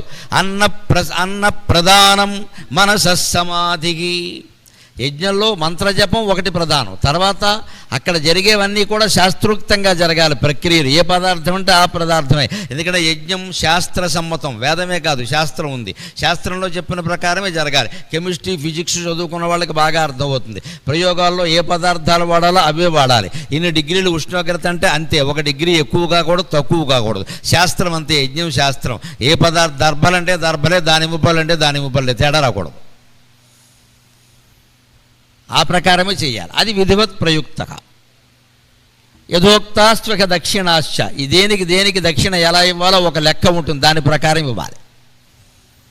4వది అన్నప్రదానం. ఏం చేసినా సరే యజ్ఞానికి సైదోడుగా పక్కని తోడుగా అన్నదానం జరగాలి. ఎంత ఎక్కువగా చేస్తే అంత మంచిది. దానికి మొత్తం పురజనులందరూ సహకారం చెయ్యాలి. ఎందుకో తెలుసా? ఎటువంటి దోషాలైనా సరే అన్నదానం వల్ల పోతాయి. మనిషిని వెంటనే సంతృప్తిపరచగలిగింది అన్నదానం. మన ఇంటికి పిలిచి ఎవరికైనా డబ్బులు ఇచ్చామనుకోండి, ఈ జేబులో తోస్తాడు, మళ్ళీ ఈ జేబులో తోస్తాడు, ఇంకా ఉంటే గూగుల్ పే చేయమంటాడు. ఎప్పటికీ సంతృప్తి పడ్డావు. బట్టలు పెట్టామనుకోండి, నాకు పెట్టారు మా ఆవిడికి పెట్టలేదంటాడు. ఆవిడ కూడా పెట్టాను, 2 పిల్లలు ఉన్నారంటాడు. సంతృప్తి ఉండదు. అదే కూర్చోబెట్టి అన్నం పెట్టామనుకోండి, 4 బూర్లు తింటాడు, 6 బొబ్బట్లు తింటాడు. ఎన్ని తింటాడు? ఎక్కువ తింటే ప్రాణం పోతుంది. కాబట్టి అబ్బో వద్దు వద్దు వద్దు అంటాడు. అది అరగంట కాకపోతే 6 గంటలకైనా వద్దు అనగలిగింది అన్నం ఒక్కటే. అందుకని అన్నదానం చాలా గొప్పదే అన్నారు. వెంటనే ఇంట్లో కాళ్ళు నొప్పులు అన్న వాళ్ళకి ఎవరికైనా మనం కాళ్ళు పీసుకామనుకోండి, మనకి నిద్ర వస్తుంది కానీ వాళ్ళకి నిద్ర రాదు. పీసుకించుకుంటారు అలాగా. చాలా అనరు, మీరు చేస్తున్నారుగా, మేము చేయలేదా అంటారు. అంటే ఏ గొడవ లేకుండా వెంటనే మనిషిని సంతృప్తి పరిచేది అన్నదానం. ఎందుకంటే పీక వరకు తింటాడు, ముక్కు వరకు ఎవడు తినలేడుగా. మంచిది, అన్నదానం జరిగి తీరాలి. అన్న ప్రధానం అది 4వది. ఎన్నిటికంటే గొప్పది చివరిదైనా చిన్నది కాని మాట లాస్ట్ బట్ నాట్ లీస్ట్. వేద పండితులు గమనించాలి. ఇదంతా ఎందుకు? మనస సమాధికి. నీ మనస్సులో సమాధి నిష్ట పొందావా, అందుకోసం యజ్ఞం. అన్నం కోసం, వస్త్రాల కోసం, దక్షిణల కోసం, మంత్రాలు బాగా చదవడం కోసం కాదు. ఇవన్నీ ఎందుకు? మళ్ళీ ఇందాక మనం మొదట్లో చెప్పుకున్నదే ఏన భూయో న జన్మ. జన్మంతా యజ్ఞాలు చేయించడం కాదు. 60 ఏళ్ళు దాటాయంటే యజ్ఞాలు చేయించేవాడు కూడా ఇక మానేయాలి, తగ్గించాలి. జపయజ్ఞం చేయాలి, మనోయజ్ఞం చేయాలి, ఇంట్లోనే ఉండాలి. యజ్ఞానికి రమ్మనండి, రానండి కాబట్టి మా శిష్యులు ఉన్నారు తీసుకెళ్ళండి, నేను రాను చాలు. ఎందుకంటే 70-80 ఏళ్ళు వచ్చినా సరే ఇంకా దక్షిణలకు అలవాటు పడ్డామనుకోండి, ఇక అంతే. దక్షిణమే యమధర్మరాజే, దక్షిణానికి అధిపతి వాడే. ఇంకా డబ్బులాసి 80 ఏళ్ళైనా సావదా? ఇంకా ఏదో పొలం కొందాం, ఇల్లు కొందాం, దేనికి కొనేం చేస్తావు ఇక్కడ? ఇక విరక్తి రావాలి. ఎందుకని బ్రాహ్మణుడు కూడా చెప్పాడు, నువ్వు చివరికి మనస సమాధికి. నీ మనస్సు సమాధి నిష్టలో ఉందా, ఆత్మనిష్టలో ఉందా? నీ నిష్ట కుదరనప్పుడు దేనికి మంత్రజపం అంతా పని లేక. మంచిది, ఎవరైనా ఏ కులం వాళ్ళైనా మనం ఆలోచించుకోవలసింది ఒకటే. గుళ్ళోకి వెళ్ళాం, యజ్ఞం చేసాం, సంసారం చేసాం, చదువుకున్నాం, తపస్సు చేసాం, మహర్షులను దర్శించాం, ఇదంతా దేనికి? మనస సమాధికి. నీ మనస్సు నీ ఇంట్లో 1 అరగంట సేపు జపం చేసుకుంటే నిశ్చలంగా ఉందా? లేనప్పుడు ఇదంతా దండగా. అలాగా ఆ రకంగా పంచకల్పం అంటారు దీన్ని. పంచాత్మకం యజ్ఞఫలం వదంతి, యజ్ఞఫలం ఎప్పుడు పంచాత్మకంగా ఉంటుంది అన్నారు. ఈ రకంగా యజ్ఞం నిర్వహిస్తూనే అంతిమంగా ఇది చండీయాగం కాబట్టి చండీదేవి అనుగ్రహం పొందేటువంటి ప్రయత్నం చేయాలి. ఎందుకు అనుగ్రహం పొందాలి? సృష్టి అంతా అమ్మవారిదే. బ్రహ్మ విష్ణు మహేశ్వరుల కంటే ముందు పుట్టింది శక్తి. ఆదిపరాశక్తి సృష్టికి మూలం. ఆదిశక్తి రమేయాత్మా పరమా భావనాకృతికి అనేక కోటి బ్రహ్మాండ జననీ దివ్య విగ్రహ. లలితా సహస్రంలో మాటలే మనం రోజు చదువుతున్నాం. పైగా సృష్టికి మూలం శక్తి. సృష్టికి మూలం పురుషుడు కాదు, శక్తి, చైతన్యవంతమైన శక్తి. ఒక మనిషి కాదు, ఒక జీవం కాదు, జీవశక్తి అని సైన్స్ కూడా అంగీకరించింది. ఆ విషయాన్ని లక్షల ఏళ్ల క్రితం చెప్పిన ఏకైక జాతి హైందవ జాతి, చెప్పిన ధర్మం హిందూ ధర్మం.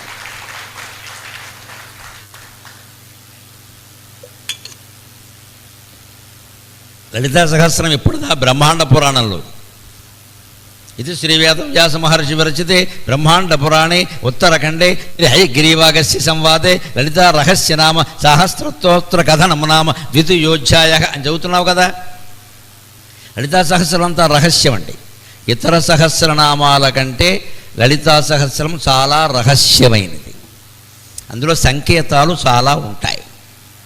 ముఖ్యంగా సైన్స్ చాలా ఉంటుంది, విజ్ఞానం చాలా ఉంటుంది. ఆ విజ్ఞానాన్ని పండితులైన వాళ్ళు బయటికి తీయాలి. మనం తీయకపోవడం వల్ల జపాన్ వాళ్ళు, జర్మనీ వాళ్ళు ఈ గ్రంథాలు పట్టుకెళ్ళి మన పండితులను కూడా పట్టుకెళ్ళారు. మన పండితులకు డబ్బు కావాలి, ఇంకేం అక్కర్లేదు, దేశం అక్కర్లేదు, డబ్బులు ఇస్తే చాలు. పట్టుకెళ్ళి ఈ అర్థాలన్నీ వాళ్ళు గ్రహించి అవన్నీ వాళ్ళు కనిపెట్టినట్టుగా రాసేస్తున్నారు. ఇక్కడ మన కర్మ ఇది. ఎందుకంటే మనం వేదాలని, పురాణాలని, లలితా సహస్రాన్ని దేనికి ఉపయోగించుకున్నామంటే లలితా సహస్రం చదివాకే మా ఇంట్లో మనవడు పుట్టాడు. నీ బోడు మనవడు పుట్టానికి లలితా సహస్రం ఎందుకమ్మా? పని లేక. విష్ణు సహస్రం చదివాక మా అబ్బాయికి ఉద్యోగం, నీ విష్ణువుకి ఉద్యోగం లేదు, నీ కొడుకు ఉద్యోగం ఎందుకు? పని లేక. విష్ణువు కాళ్ళు జాపుకుని పడుకున్నావు, నువ్వు కూడా పడుకో. ఈ దరిద్రపు కోరికల కోసం పారాయణలు చేస్తారేంటండి అర్థం లేకుండా. ఈ పుస్తకం వచ్చాక, పుస్తకం వస్తే ఏమొస్తుంది? పుస్తకంతో పాటు పురుగులు వస్తాయి. ఈ సెంటిమెంట్లు బాగా పెంచుకున్నాం మనం. పాశ్చాత్యులు ఏం చేశారు? సెంటిమెంట్లు పెంచుకోవాలా, వాళ్ళు జస్ట్ ఎ బుక్ చదివారు. వాళ్ళు అందులో ఉండే విషయం గ్రహించారు. మనం విషయాన్ని గ్రహించడం మానేసి ఈ నామాన్ని ఎన్నిసార్లు చదవాలి, పొద్దున చదవాలా, సాయంత్రం చదవాలా, శతంతువులా వితంతువులా, ఈ దరిద్రం అంతా పెట్టుకున్నాం. మనకు దేవుడు పూజ చేయడానికి శతంతువు వితంతువు ఏంటండి? ఇదో భేదం. అసలు ఎదుటి మనిషిని ఎలా అణగదొక్కేద్దాం, ఎలా అవమానిద్దాం, మన అందరి దృష్టి ఇదేనమ్మా. ఈ దరిద్రపు దృష్టి మారే వరకు ఎన్ని లలితా సహస్రాలు చదివినా ఒకటే. ముందు సాటి మనిషిని అవమానించడం మానేయాలి. స్త్రీలే పక్క స్త్రీని అవమానిస్తారు. ఆవిడకి భర్త లేడండి, నీకు ఉండి ఏం ఒరిగింది ఇక్కడ, వాడు తాగుబోతు, నోరు మూసుకో. ఆవిడేనా ఏమో సుఖపడింది, వాడు పోయాడు. మనం పేరెంటాన్ని పిలిచేసి నువ్వు మొత్తైదు కాదు సత్తైదు, నీకు ఎందుకు గొడవ? ఓ తాంబూలం చేతిలో పెట్టడానికి ఇంత ఆధార్ కార్డు, పాన్ కార్డు కావాలండి? ఇన్ని సెంటిమెంట్లు, మనకి ఎన్ని సెంటిమెంట్లు. ఆవిడ ఏమైనా ఊని చంపేసిందా? నాకు అర్థం కాదు. చచ్చిపోయి ఆవిడ ఎడుతుంటే వాళ్ళు ఓదార్చడం మానేసి, ధైర్యం చెప్పడం మానేసి, ముత్తైదువుల కంటే ఇంకా ఎక్కువ గౌరవించడం మానేసి అవమానిస్తారేమిటండి? మనం బాగుపడవమ్మా. ఈ దేశంలో వితంతువుల కన్నీళ్లు ప్రవహించినంతకాలం మనం బాగుపడం. ఆ వితంతువు మన తల్లి, మన అక్క, మన చెల్లి, కర్మకాలితే ఎవరో వాళ్ళని అవమానిస్తామండి.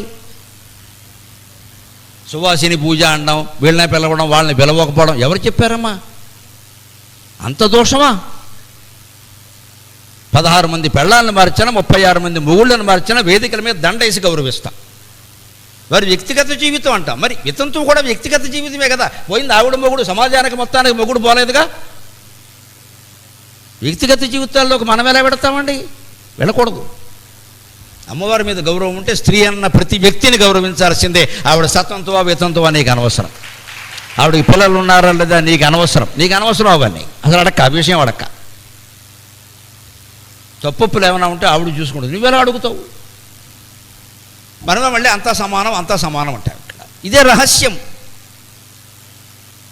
అమ్మవారి దగ్గర ఆ వేషాలు ఉండవండి. ఆవిడ అన్ని అందరిలోనూ ఉంది. ఆవిడ ఈ అనుమానాలు కాదు, అసలు అందులో ఉన్నదేమిటి? అందుకని దాని రహస్య స్తోత్రం అన్నారు. అందులో ఉన్న రహస్యాల్లో ఇది ఒకటి. ఎందుకు చండీదేవిని అంత ఆరాధించాలి? చండీదేవి బ్రహ్మ విష్ణు మహేశ్వరుల కంటే ముందు పుట్టింది. అసలు ముందున్న శక్తి ఒక జీవశక్తి, సృష్టి అంతా వ్యాపించినటువంటి శక్తి అమ్మవారు. ఆ శక్తిని ముందు ఆరాధించాలా వద్దా? అందుకే శంకరాచార్య సౌందర్యలహరిలో చెబుతారు, సూర్యుడు చంద్రుడు కూడా ఆవిడ దయ వల్ల పుట్టారయ్యా, ఆవిడ కళ్ళు తప్పితే సూర్యుడు చంద్రుడు మరెవరూ కాదు. అకస్సూతే సవ్యం తవ నయన వర్కాత్మకతయా, అకస్సూతే సవ్యం తవ నయన వర్కాత్మకతయా, త్రియామాం వామం తే సృజతి రజనీనాయకతయా, త్రియామాం వామం తే సృజతి రజనీనాయకతయా, తృతీయా తే దృష్టికి దరదళిత హేమాంబుజ రుచి. అమ్మా, తృతీయా తే దృష్టికి దరదళిత హేమాంబుజ రుచి, సమాధత్తే సంధ్యాం దివస నిశయోగో అంతరచరీం, సమాధత్తే సంధ్యాం దివస నిశయోరంతరచరీం. సంధ్యా సమయంలో మనం మాట్లాడుకుంటున్నాం, ఎంత పవిత్రమైన సమయం. అందులో సాయం సంధ్య అంటే శివుడికి చాలా ఇష్టం, ఉదయ సంధ్య అంటే విష్ణువుకి చాలా ఇష్టం. మన అందుకే హిందువులు ఈ సమయాల్లో పూజలు చేస్తాం, ఈ సమయాల్లో ధ్యానం చేస్తాం. సంధ్యావందనం చేసే మహానుభావులందరూ ఉదయ సంధ్య, సాయం సంధ్య, వీలైతే భోజనానికి ముందు మధ్యాహ్నం సంధ్య, త్రికాల సంధ్యావందనం. ఎందుకు సంధ్య? ప్రతిదానికి మధ్యలో సంధి కాలం ఒకటి ఉంటుంది. కలియుగం తర్వాత కృతయుగం అంటే వెంటనే రాదు, మధ్యలో సంధియుగం ఉంటుంది. ఎంత ఉంటుంది కలియుగానికి సరిగ్గా లెక్క? 1000 సంవత్సరాలు సంధి కాలం, మళ్ళీ 100 సంవత్సరాల సంధి అంశ, 1100 ఏళ్ళు. కలియుగం పూర్తయ్యాక 1100 ఏళ్ళు గడిచా కృతయుగం వస్తుంది, వెంటనే రాదు. సంధికాలం అంట. యుగ సంధి వేరు, సంధ్యంశ వేరు. యుగ సంధి అంటే సరిగ్గా 1000 కలియుగానికి. ద్వాపర యుగం రెండోది కదా, అందుకని దానికి 2000. దానికి సంధ్యంశ ఎంత? 200.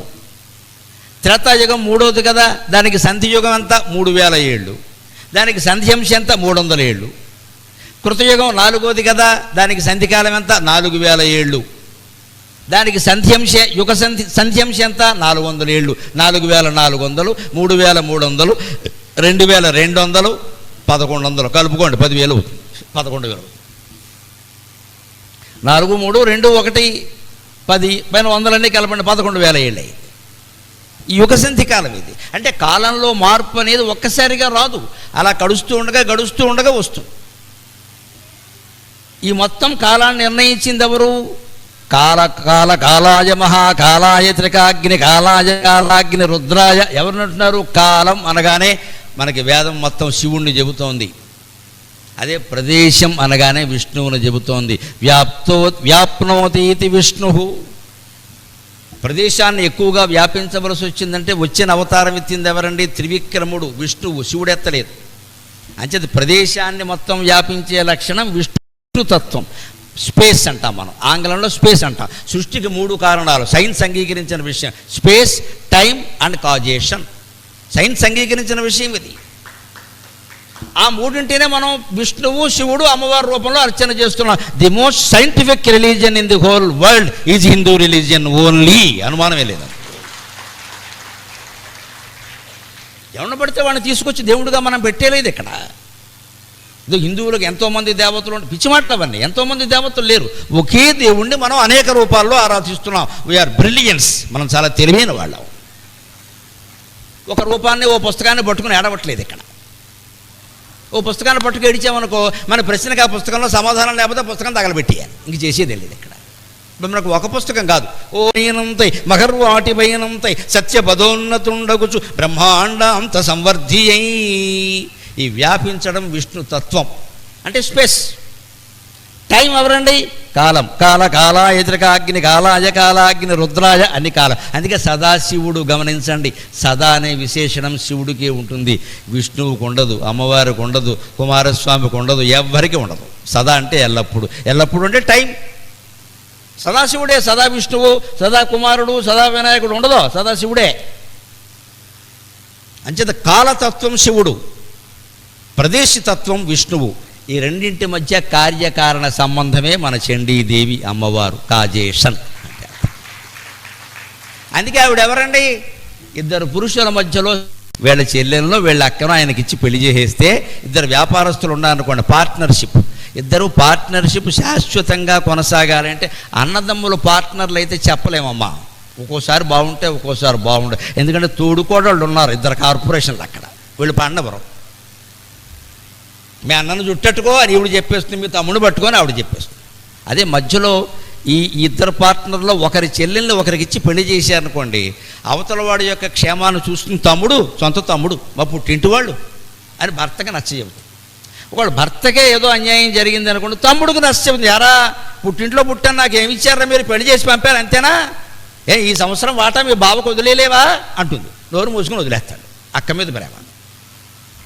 అలాగ శ్రీమన్నారాయణమూర్తికి పరమశివుడికి మధ్యలో ఉన్న నారాయణ సహోదరి మన చండీదేవి, నారాయణ సహోదరి మన చండీ.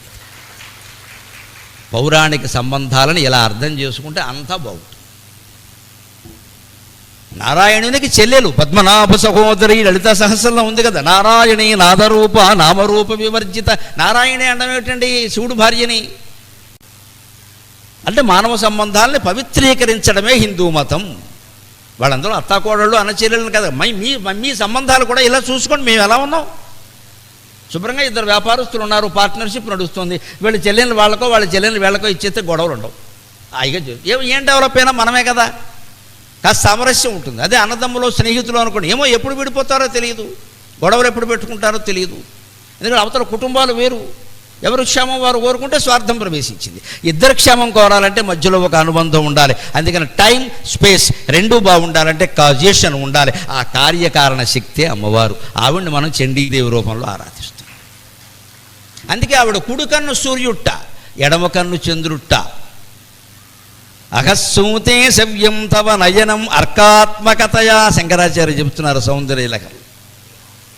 నీ నయనం సవ్యం నయనం, నీ కుడి కన్ను అకక పగలు, సూతే సూర్యుడి రూపంలో పగలు అనే కాలాన్ని మాకు ప్రసాదించేదమ్మా. సూర్యుడు లేకపోతే పగలు ఉంటుందా?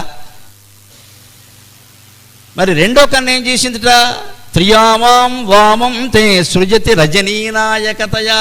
త్రియామాం రాత్రి అంటే త్రియామాం, యామం అంటే జాము, యామం ప్రకృతి, జాము వికృతి. యమున ప్రకృతి, జమున వికృతి. అందుకని యామం ప్రకృతి, జాము వికృతి. త్రియామం రాత్రి అంటే 3 జాములు. ఎక్కడి నుంచి? రాత్రి 9 గంటల నుంచి 6 గంటల నుంచి లెక్క, 6 గంటల నుంచి నిశాముఖం అంటారు. 3 జాములు అంటే ఏంటో తెలుసా? 3 గంటల వరకే. 3 గంటల తర్వాత తెల్లవారుజాము అంటారు దాన్ని. రాత్రిలో కలపకూడదు. ఇప్పుడు మనకి రాత్రిలో కలిపేస్తున్నాం. సాఫ్ట్వేర్ ఉద్యోగాలు వచ్చాక ఏది రాత్రిలో ఏది పగలో తెలియట్లేదు. 1 గంటకు పడుకుంటాడు, మన్నాడు 1 గంటకు లేస్తాడు. ఎందుకంటే అన్నం తినాలి కాబట్టి. అన్నీ మారిపోయినాయి. పూర్వం అలా కాదు. 3:30 అయింది అని ఎలా తెలుసా? కోడి కూసేదండి, వెంటనే కోడి కూసేది.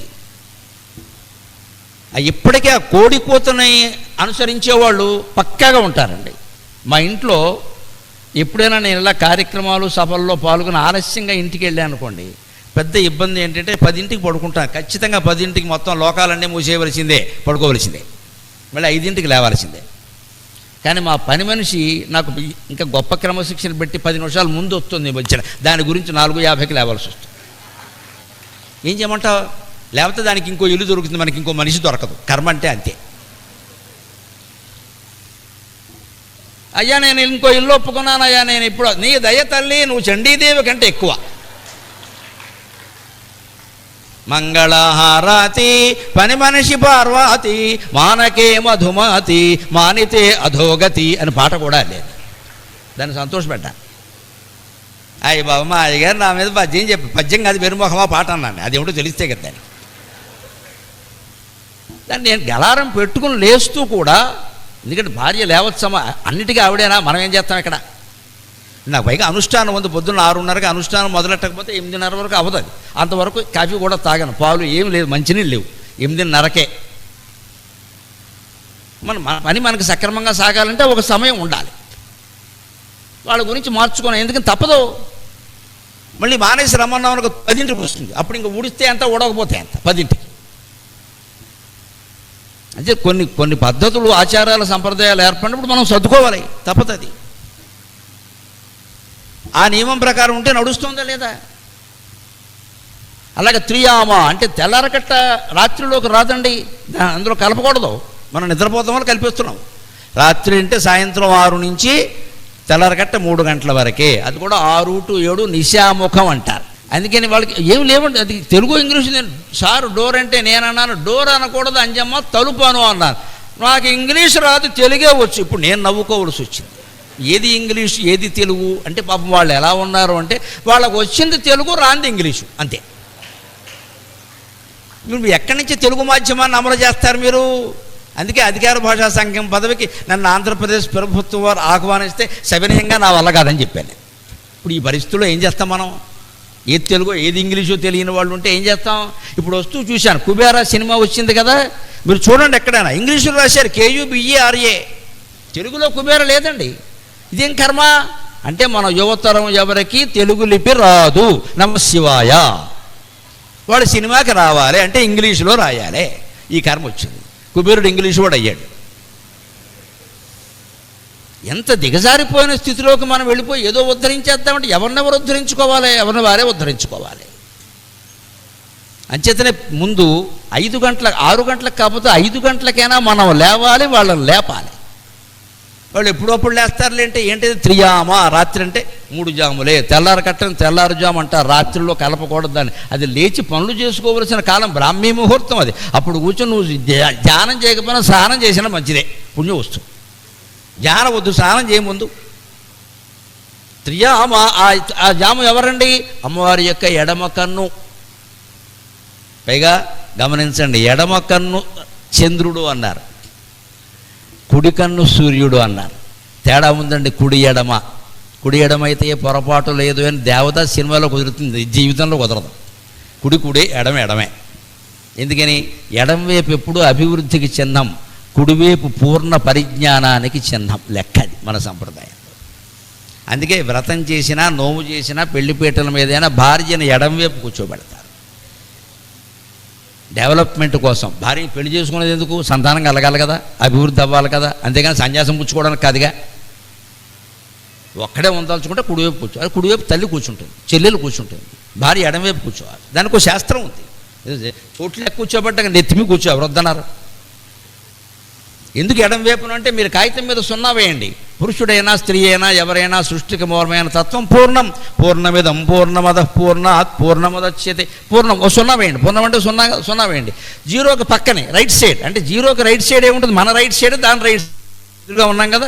రైట్ సైడ్ 1 వేయండి. 0 1 2 వేయండి. 0 12 రూపాయలని రాయండి. బ్యాంక్ మేనేజర్ ఇవ్వడం. నువ్వు 0 వేసే ముందు అంటాడు. 0 లేకపోతే 12 రూపాయలు, కానీ ముందు 0 ఉంటే నువ్వు 1000 అంకెలు వేసినా కుదరదు. ఇక్కడ ఆయన డబ్బులు ఇవ్వడం. అంచేత పూర్ణ పదార్థానికి కుడివైపు ఉంటే డెవలప్ అవ్వదు, 0 అంతే. అదే ఎడం వైపుని మీరు 1 వేయండి, 10 అయింది. 2 వేయండి, 210 అయింది. 3 వేయండి, 3210 అయింది. 4 వేయండి, 43210 అయింది. ఎడం వైపుని ఎన్ని అంకెలు వేస్తే అంత అభివృద్ధి చెందుతుంది. సంసారం అభివృద్ధి చెందాలి, అందరూ బాగుండాలి. అందుకే ఆడవాళ్ళని ఎడం వైపు కూర్చోమన్నారు. అది ఇండియన్ కల్చర్, శాస్త్రం. ప్రతి విషయం వెనకాల ఇంత శాస్త్రం ఉంది. ఊరికే ఏదో దొరికిన చోట కూర్చోబెట్టడం కాదు. అక్కడ దులిపేసి కూర్చోడానికి బస్ స్టాండ్ ఏంటి? అంచేత అమ్మవారి యొక్క ఎడమ కన్ను చంద్రుడు అన్నారు, కుడి కన్ను సూర్యుడు. సూర్యుడిలో పెరగడం తరగడం ఉండదండి. సూర్యకాంతి ఎప్పుడూ ఒకటే. కానీ చంద్రుడు అలా కాదండి, శుక్లపక్షంలో పెరుగుతాడు, కృష్ణపక్షంలో తరుగుతాడు. అంచేత అమ్మవారి ఎడమ కన్ను వృద్ధిక్షయాలకి సంకేతం. అందుకే త్రియామాం వామంతే సృజతి రజనీనాయకతయ. రజనీనాయక, రాత్రికి నాయకుడైన చంద్రుడు రూపంలో నువ్వు రాత్రిని సృష్టించావమ్మా, చంద్రుడిని సృష్టించావమ్మా. అంటే మనుషులకి స్థిరంగా ఉండే సూర్యకాంతిని, బ్రహ్మజ్ఞానాన్ని, తేజస్సుని ఆవిడ కుడి కన్ను అందిస్తే సంసారం వృద్ధిగా పెరగడాన్ని, చివరికి ఇది ఎప్పటికీ ఉండదు కాబట్టి పోవాలి రాబ్బాయ్ అనేటువంటి జ్ఞానాన్ని కూడా ఆవిడే ఇస్తుంది. ఎక్కడుంది లలితా సహస్రంలో? క్షయవృద్ధి వినిర్ముక్త క్షేత్రపాల సమర్చిత క్షేత్రస్వరూప క్షేత్రేసి క్షేత్రజ్ఞపాలిని క్షయవృద్ధి వినిర్ముక్త క్షేత్రపాల సమర్జిత. ఈ క్షయవృద్ధులు చంద్రుల్లో ఉంటాయి. సూర్యుల్లో క్షయము లేదు, వృద్ధి లేదు, ఎప్పుడూ ఒకలాగే ప్రకాశిస్తాడు. ఆయనకి ఉదయాస్తమయాలు ఉన్నాయని మనం అనుకోవడమే తప్పితే ఆయనకి నిజంగా ఏం లేవు. కనపడుతుంటే ఉదయం అన్నాం, కనపడకపోతే అస్తమయం అన్నాం. నీకు కనపడకపోతే సూర్యుడు లేనట్టే. మనకి ఇప్పుడు సూర్యుడు కనపట్ల, అమెరికాలో ఇప్పుడే కనపడతాడు. మనం ఏం చేద్దాం? వాళ్ళకి ఇప్పుడే బాగా కనపడతాడు. మరి సూర్యోదయం అంటే అలాగా, వాళ్ళకి ఇప్పుడు సూర్యోదయం, మనకు సూర్యాస్తమయం. అంచేత కాలం మిథ్య. కాలం ఒకరికొకలా ఉంటే మిథ్యగాకేమవుతుంది? కాలం మిథ్య, దేశం మిథ్య, కార్యకారణ సంబంధాలు అసలే మిథ్య, సృష్టికి మూలమైన మూడు మిథ్య అయినప్పుడు జగత్తు మిథ్య కాకుండా ఎలా ఉంటుంది? బ్రహ్మ సత్యం జగన్ మిథ్యా జీవో బ్రహ్మైవన అపరక. శంకరాచార్య చెప్పిన మాట పక్కా సత్యం. జగత్తు కారణమైన మూడు మిథ్య అయినప్పుడు జగత్తు మిథ్య కాకుండా ఎలా ఉంటుందండి? మట్టిలో లోపం ఉన్నప్పుడు మట్టితో చేసిన బొమ్మ బాగుంటుందా? అది నీరు గారిపోతూనే ఉంటుంది. మట్టి శుభ్రంగా గట్టిగా ఉంటేనే బొమ్మ గట్టిగా ఉంటుంది. జగత్తు కారణమైన స్పేస్, టైం అండ్ కాజేషన్ మూడు మిథ్యే.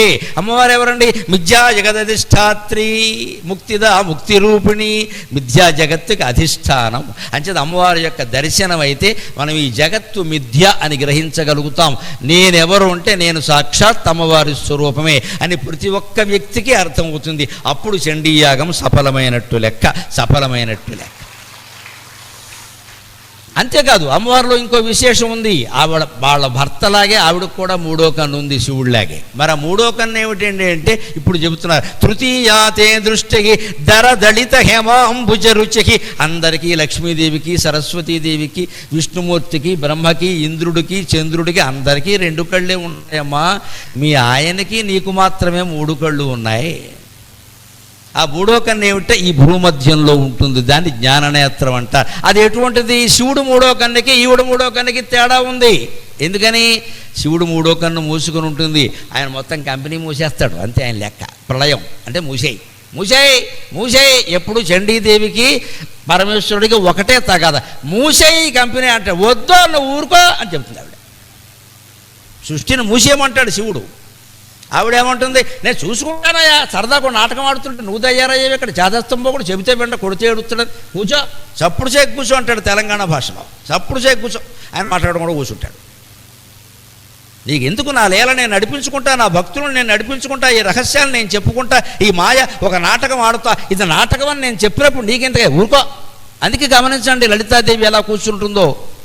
శ్రీమాత శ్రీ మహారాజ్ఞి శ్రీమత్సింహాసనేశ్వరి చిదగ్నిగుండ సంభూత దేవకార్య సముద్యత. ఎక్కడ కూర్చుందండి? శివకామేశ్వరాంకస్థ. శివకామేశ్వరుడు ఆయన పర్యంకం, ఆయన ఒళ్ళో కూర్చుంది లలితాదేవి సింహాసనం మీద. ఆయన అలా పడుకుని ఉంటాడు వెనకాల. రిటైర్ అయిపోయిన హెడ్ మాస్టర్ భార్యకి తాళాలు ఇచ్చేసి, చచ్చా 30 ఏళ్ళు చాకరీ చేసి నువ్వు చూసుకో, నేను చూడను అంటే ఆవిడ ఏం చేస్తుంది? పోన్లేండి నేనే చూసుకుంటాడు. ఆ రిటైర్ అయిపోయిన హెడ్ మాస్టర్ అంతా మన సదాశివుడు కూడా అంతే, హాయిగా వెనకాల పడుకుంటాడు. ఆ పడుకున్న చిత్రం గమనించండి. ఎప్పుడు ఫోటోలకి బొట్లు ఎట్టేసి దండలు చేసి గందరగోళం చేయొద్దమ్మా, ఏం అర్థం కాదు. నువ్వేం చేయొద్దు దానికి. దాన్ని చూడు శుభ్రంగా తుడిచేయి. ముందు తడిగుడ్డ పెట్టి చూడు, తర్వాత పొడిగుడ్డ పెట్టి అక్కడ కూర్చుని చూడు. అక్కడ చూడడానికి మనకి టైం లేదు, స్మార్ట్ ఫోన్ చూడాలిగా. దేవుడు విగ్రహాన్ని చూస్తే మీలో ఉండే చెత్తంతా బయటికి వెళ్ళిపోతుంది. స్మార్ట్ ఫోన్ చూస్తే బయట చెత్తంతా లోపలికి వస్తుంది. ఏం చేయాలో చూసుకోండి. మన ఇంట్లో ఉండే పూజా మందిరంలో ఎంతసేపు ఉంటున్నాం మనం? ఆ పారాయణ పూర్తి అయ్యే వరకు అతి కష్టం మీద కడుపు నొప్పి వచ్చేస్తుంటే తట్టుకుని ఉంటున్నాం. ఇక్కడ అయిపోయింది. ఏటైపోయింది? జన్మ కూడా అయిపోతుంది. ఇక్కడ జీవితం మొత్తం మీద 24 గంటల్లో ఎక్కడైనా ఒక అరగంట పవిత్రంగా గడిచింది అంటే మనం పూజా మందిరంలో ఉన్న సమయమే మోస్ట్ వాల్యుబుల్ టైం. ఈ మిగిలిందంతా దండగ. 23.5 గంటలు దండగ. ఈ అరగంటే సరైంది. అంత ఉద్ధరించే సమయాన్ని మనం పక్క పెట్టేస్తున్నాం. ఇక్కడ పూజా మందిరాలు ఇళ్లలో బాత్రూములు ఉన్నట్టుగా ఉంటాయి. ఇక్కడ మన పడగది మాత్రం 7x7, 9x9, 16x16, మొగుడు ఇంటూ పెళ్ళాం కొట్టుకు చావడానికి. అందులో మళ్ళీ 16 బీరువాలు అవన్నీ గోడలో ఉంటాయి. వీళ్ళు కూడా గోడలోనే ఉంటారు. అవి ఎప్పుడు తీయరు, బూజు పట్టేసి ఉంటాయి. వీళ్ళు బతుకులు అంతే బూజు పట్టేసాయి. పూజా మందిరమే ఎక్కువ వాడాలి, అదే విశాలంగా ఉండాలి. కుటుంబం అంతా కూర్చుని సత్యనారాయణ వ్రతం చేసుకుందుకు వీలుగా ఉండాలి పూజా మందిరం. అది చిన్న గది ఉండద్దు, పెద్దదే ఉండాలి. అదే ముఖ్యం. మిగిలినవే చిన్న ఉంటాయి, ఏదో తినేయడానికి పడుకోవడానికి. ఎందుకంటే ఈ గదులన్నీ పని లేక. అప్పుడు అర్థమవుతుంది పూజా మందిరంలోనూ ఎక్కువ ఉండి పారాయణమో స్తోత్రమో ఏదైనా గ్రంథ పఠనమో ఏదైనా చేయగలిగితే ఆ మనస్సు నిశ్చలంగా ఉంటుంది అక్కడ. అప్పుడు అర్థమవుతుంది. శివుడు మూడో కన్ను మూసేసినట్టుగా ఉంటుంది. అమ్మవారు మూడో కన్ను ఎలా ఉంటుందో తెలుసా? శంకరాచార్య కవిత్వం చెబుతున్నారు. తృతీయ ఆతే దృష్టికి దర దళిత హేమాంబుజ రుచికి. నీ మూడో కన్ను పద్మమమ్మ, తామర పద్మనేత్రం అంటారు కదా, తామర పువ్వు. కానీ దళిత కొంచెం వికసించిన పద్మంలా ఉందమ్మా అంటే పద్మం ఇలా కొద్దిగా తెరుచుకుందనమాట.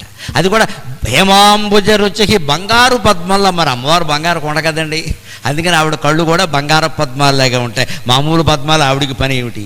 కొంచెం వికసించిన బంగార పద్మంలా ఉందమ్మా నీ మూడో కన్ను అన్న. కొంచెం వికసించడం అంటే ఈ పూజల ద్వారా యాగాల ద్వారా ఎప్పుడూ మన జ్ఞానం కొంచెం వికసిస్తుంది.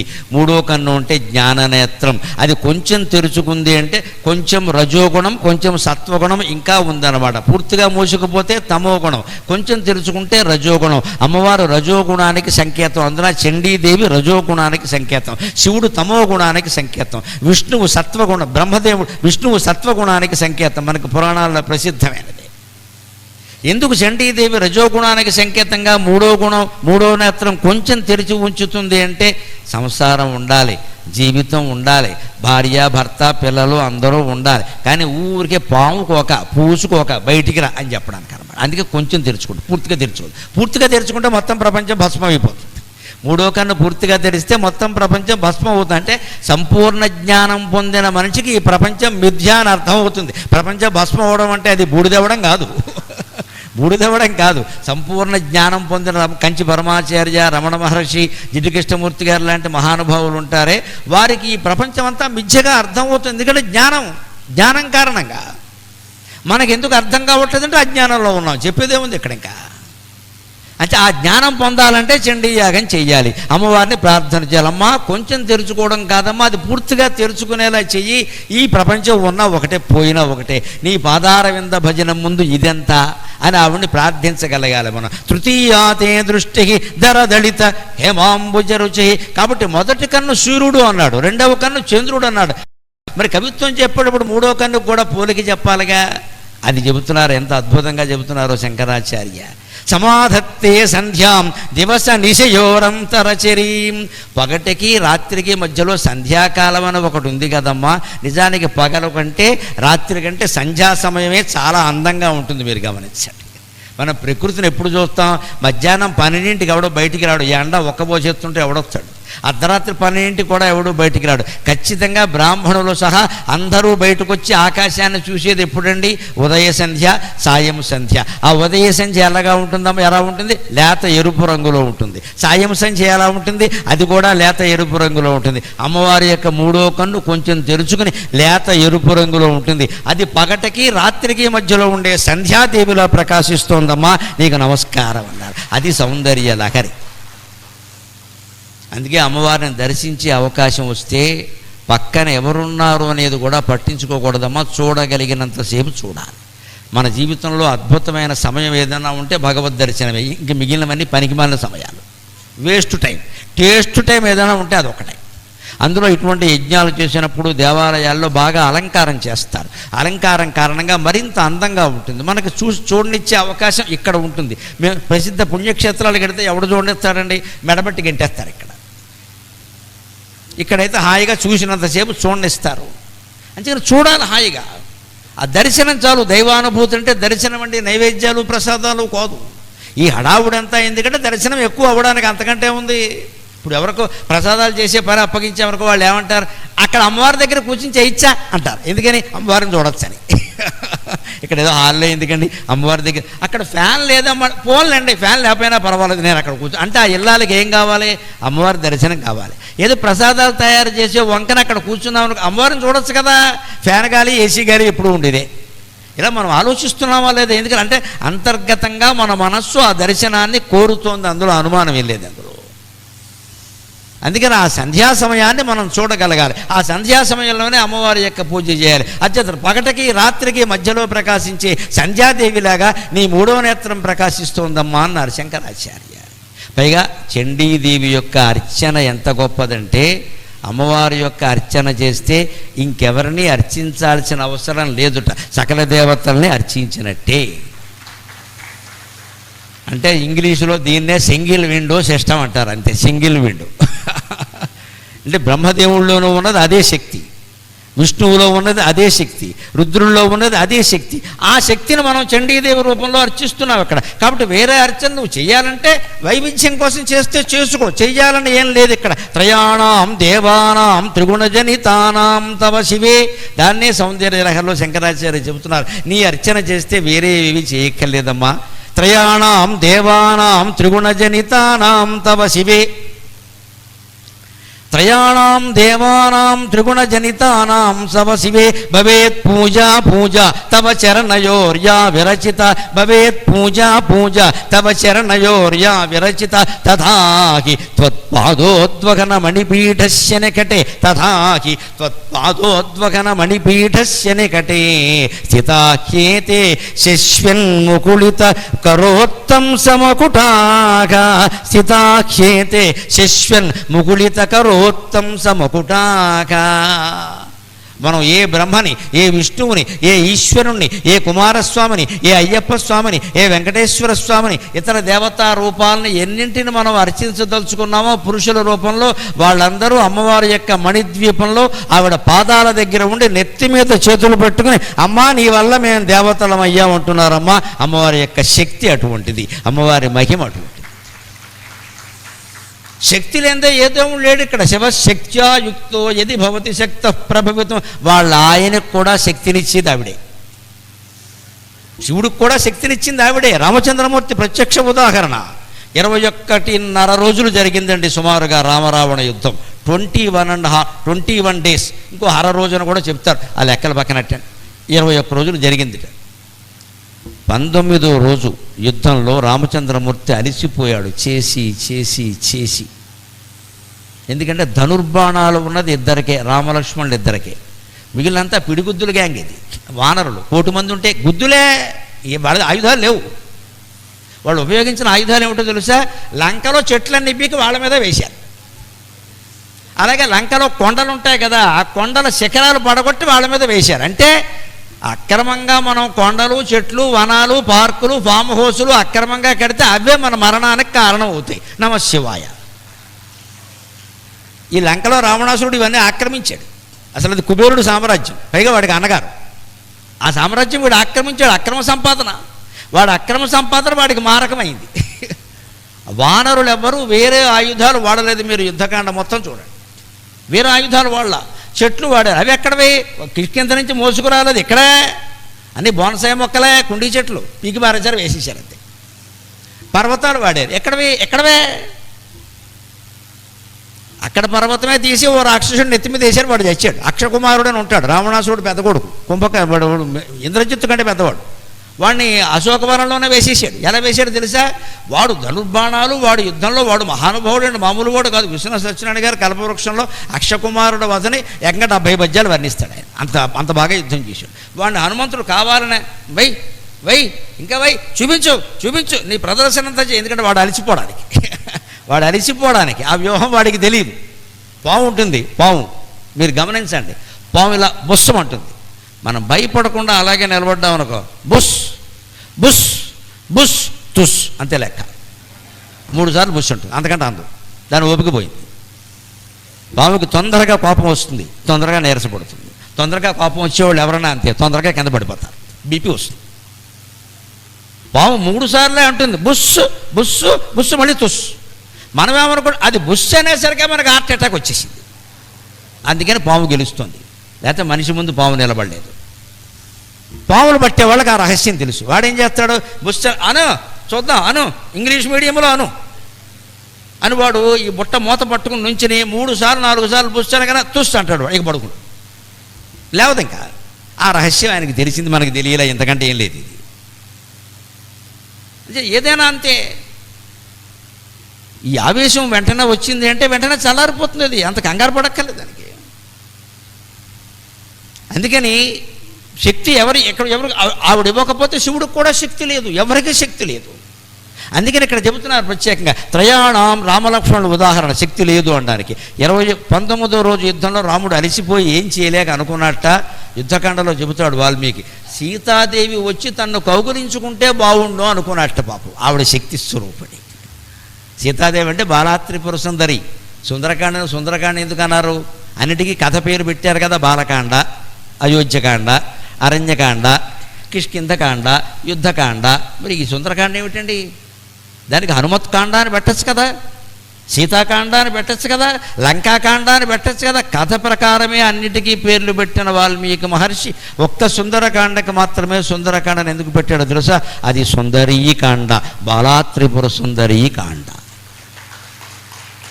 అక్కడ సీతాదేవిని హనుమంతుడు వాల్మీకి వర్ణించిన విధానం చూస్తే లలితా సహస్రంలో నామాలు కనీసం ఒక 150 నామాలు సుందరకాండలో ఉంటాయి. అందుకే సుందరకాండ పారాయణ చాలా గొప్పది అన్న, లలితా సహస్రం కారణంగా గొప్పది. గురుప్రియ అంటాడు.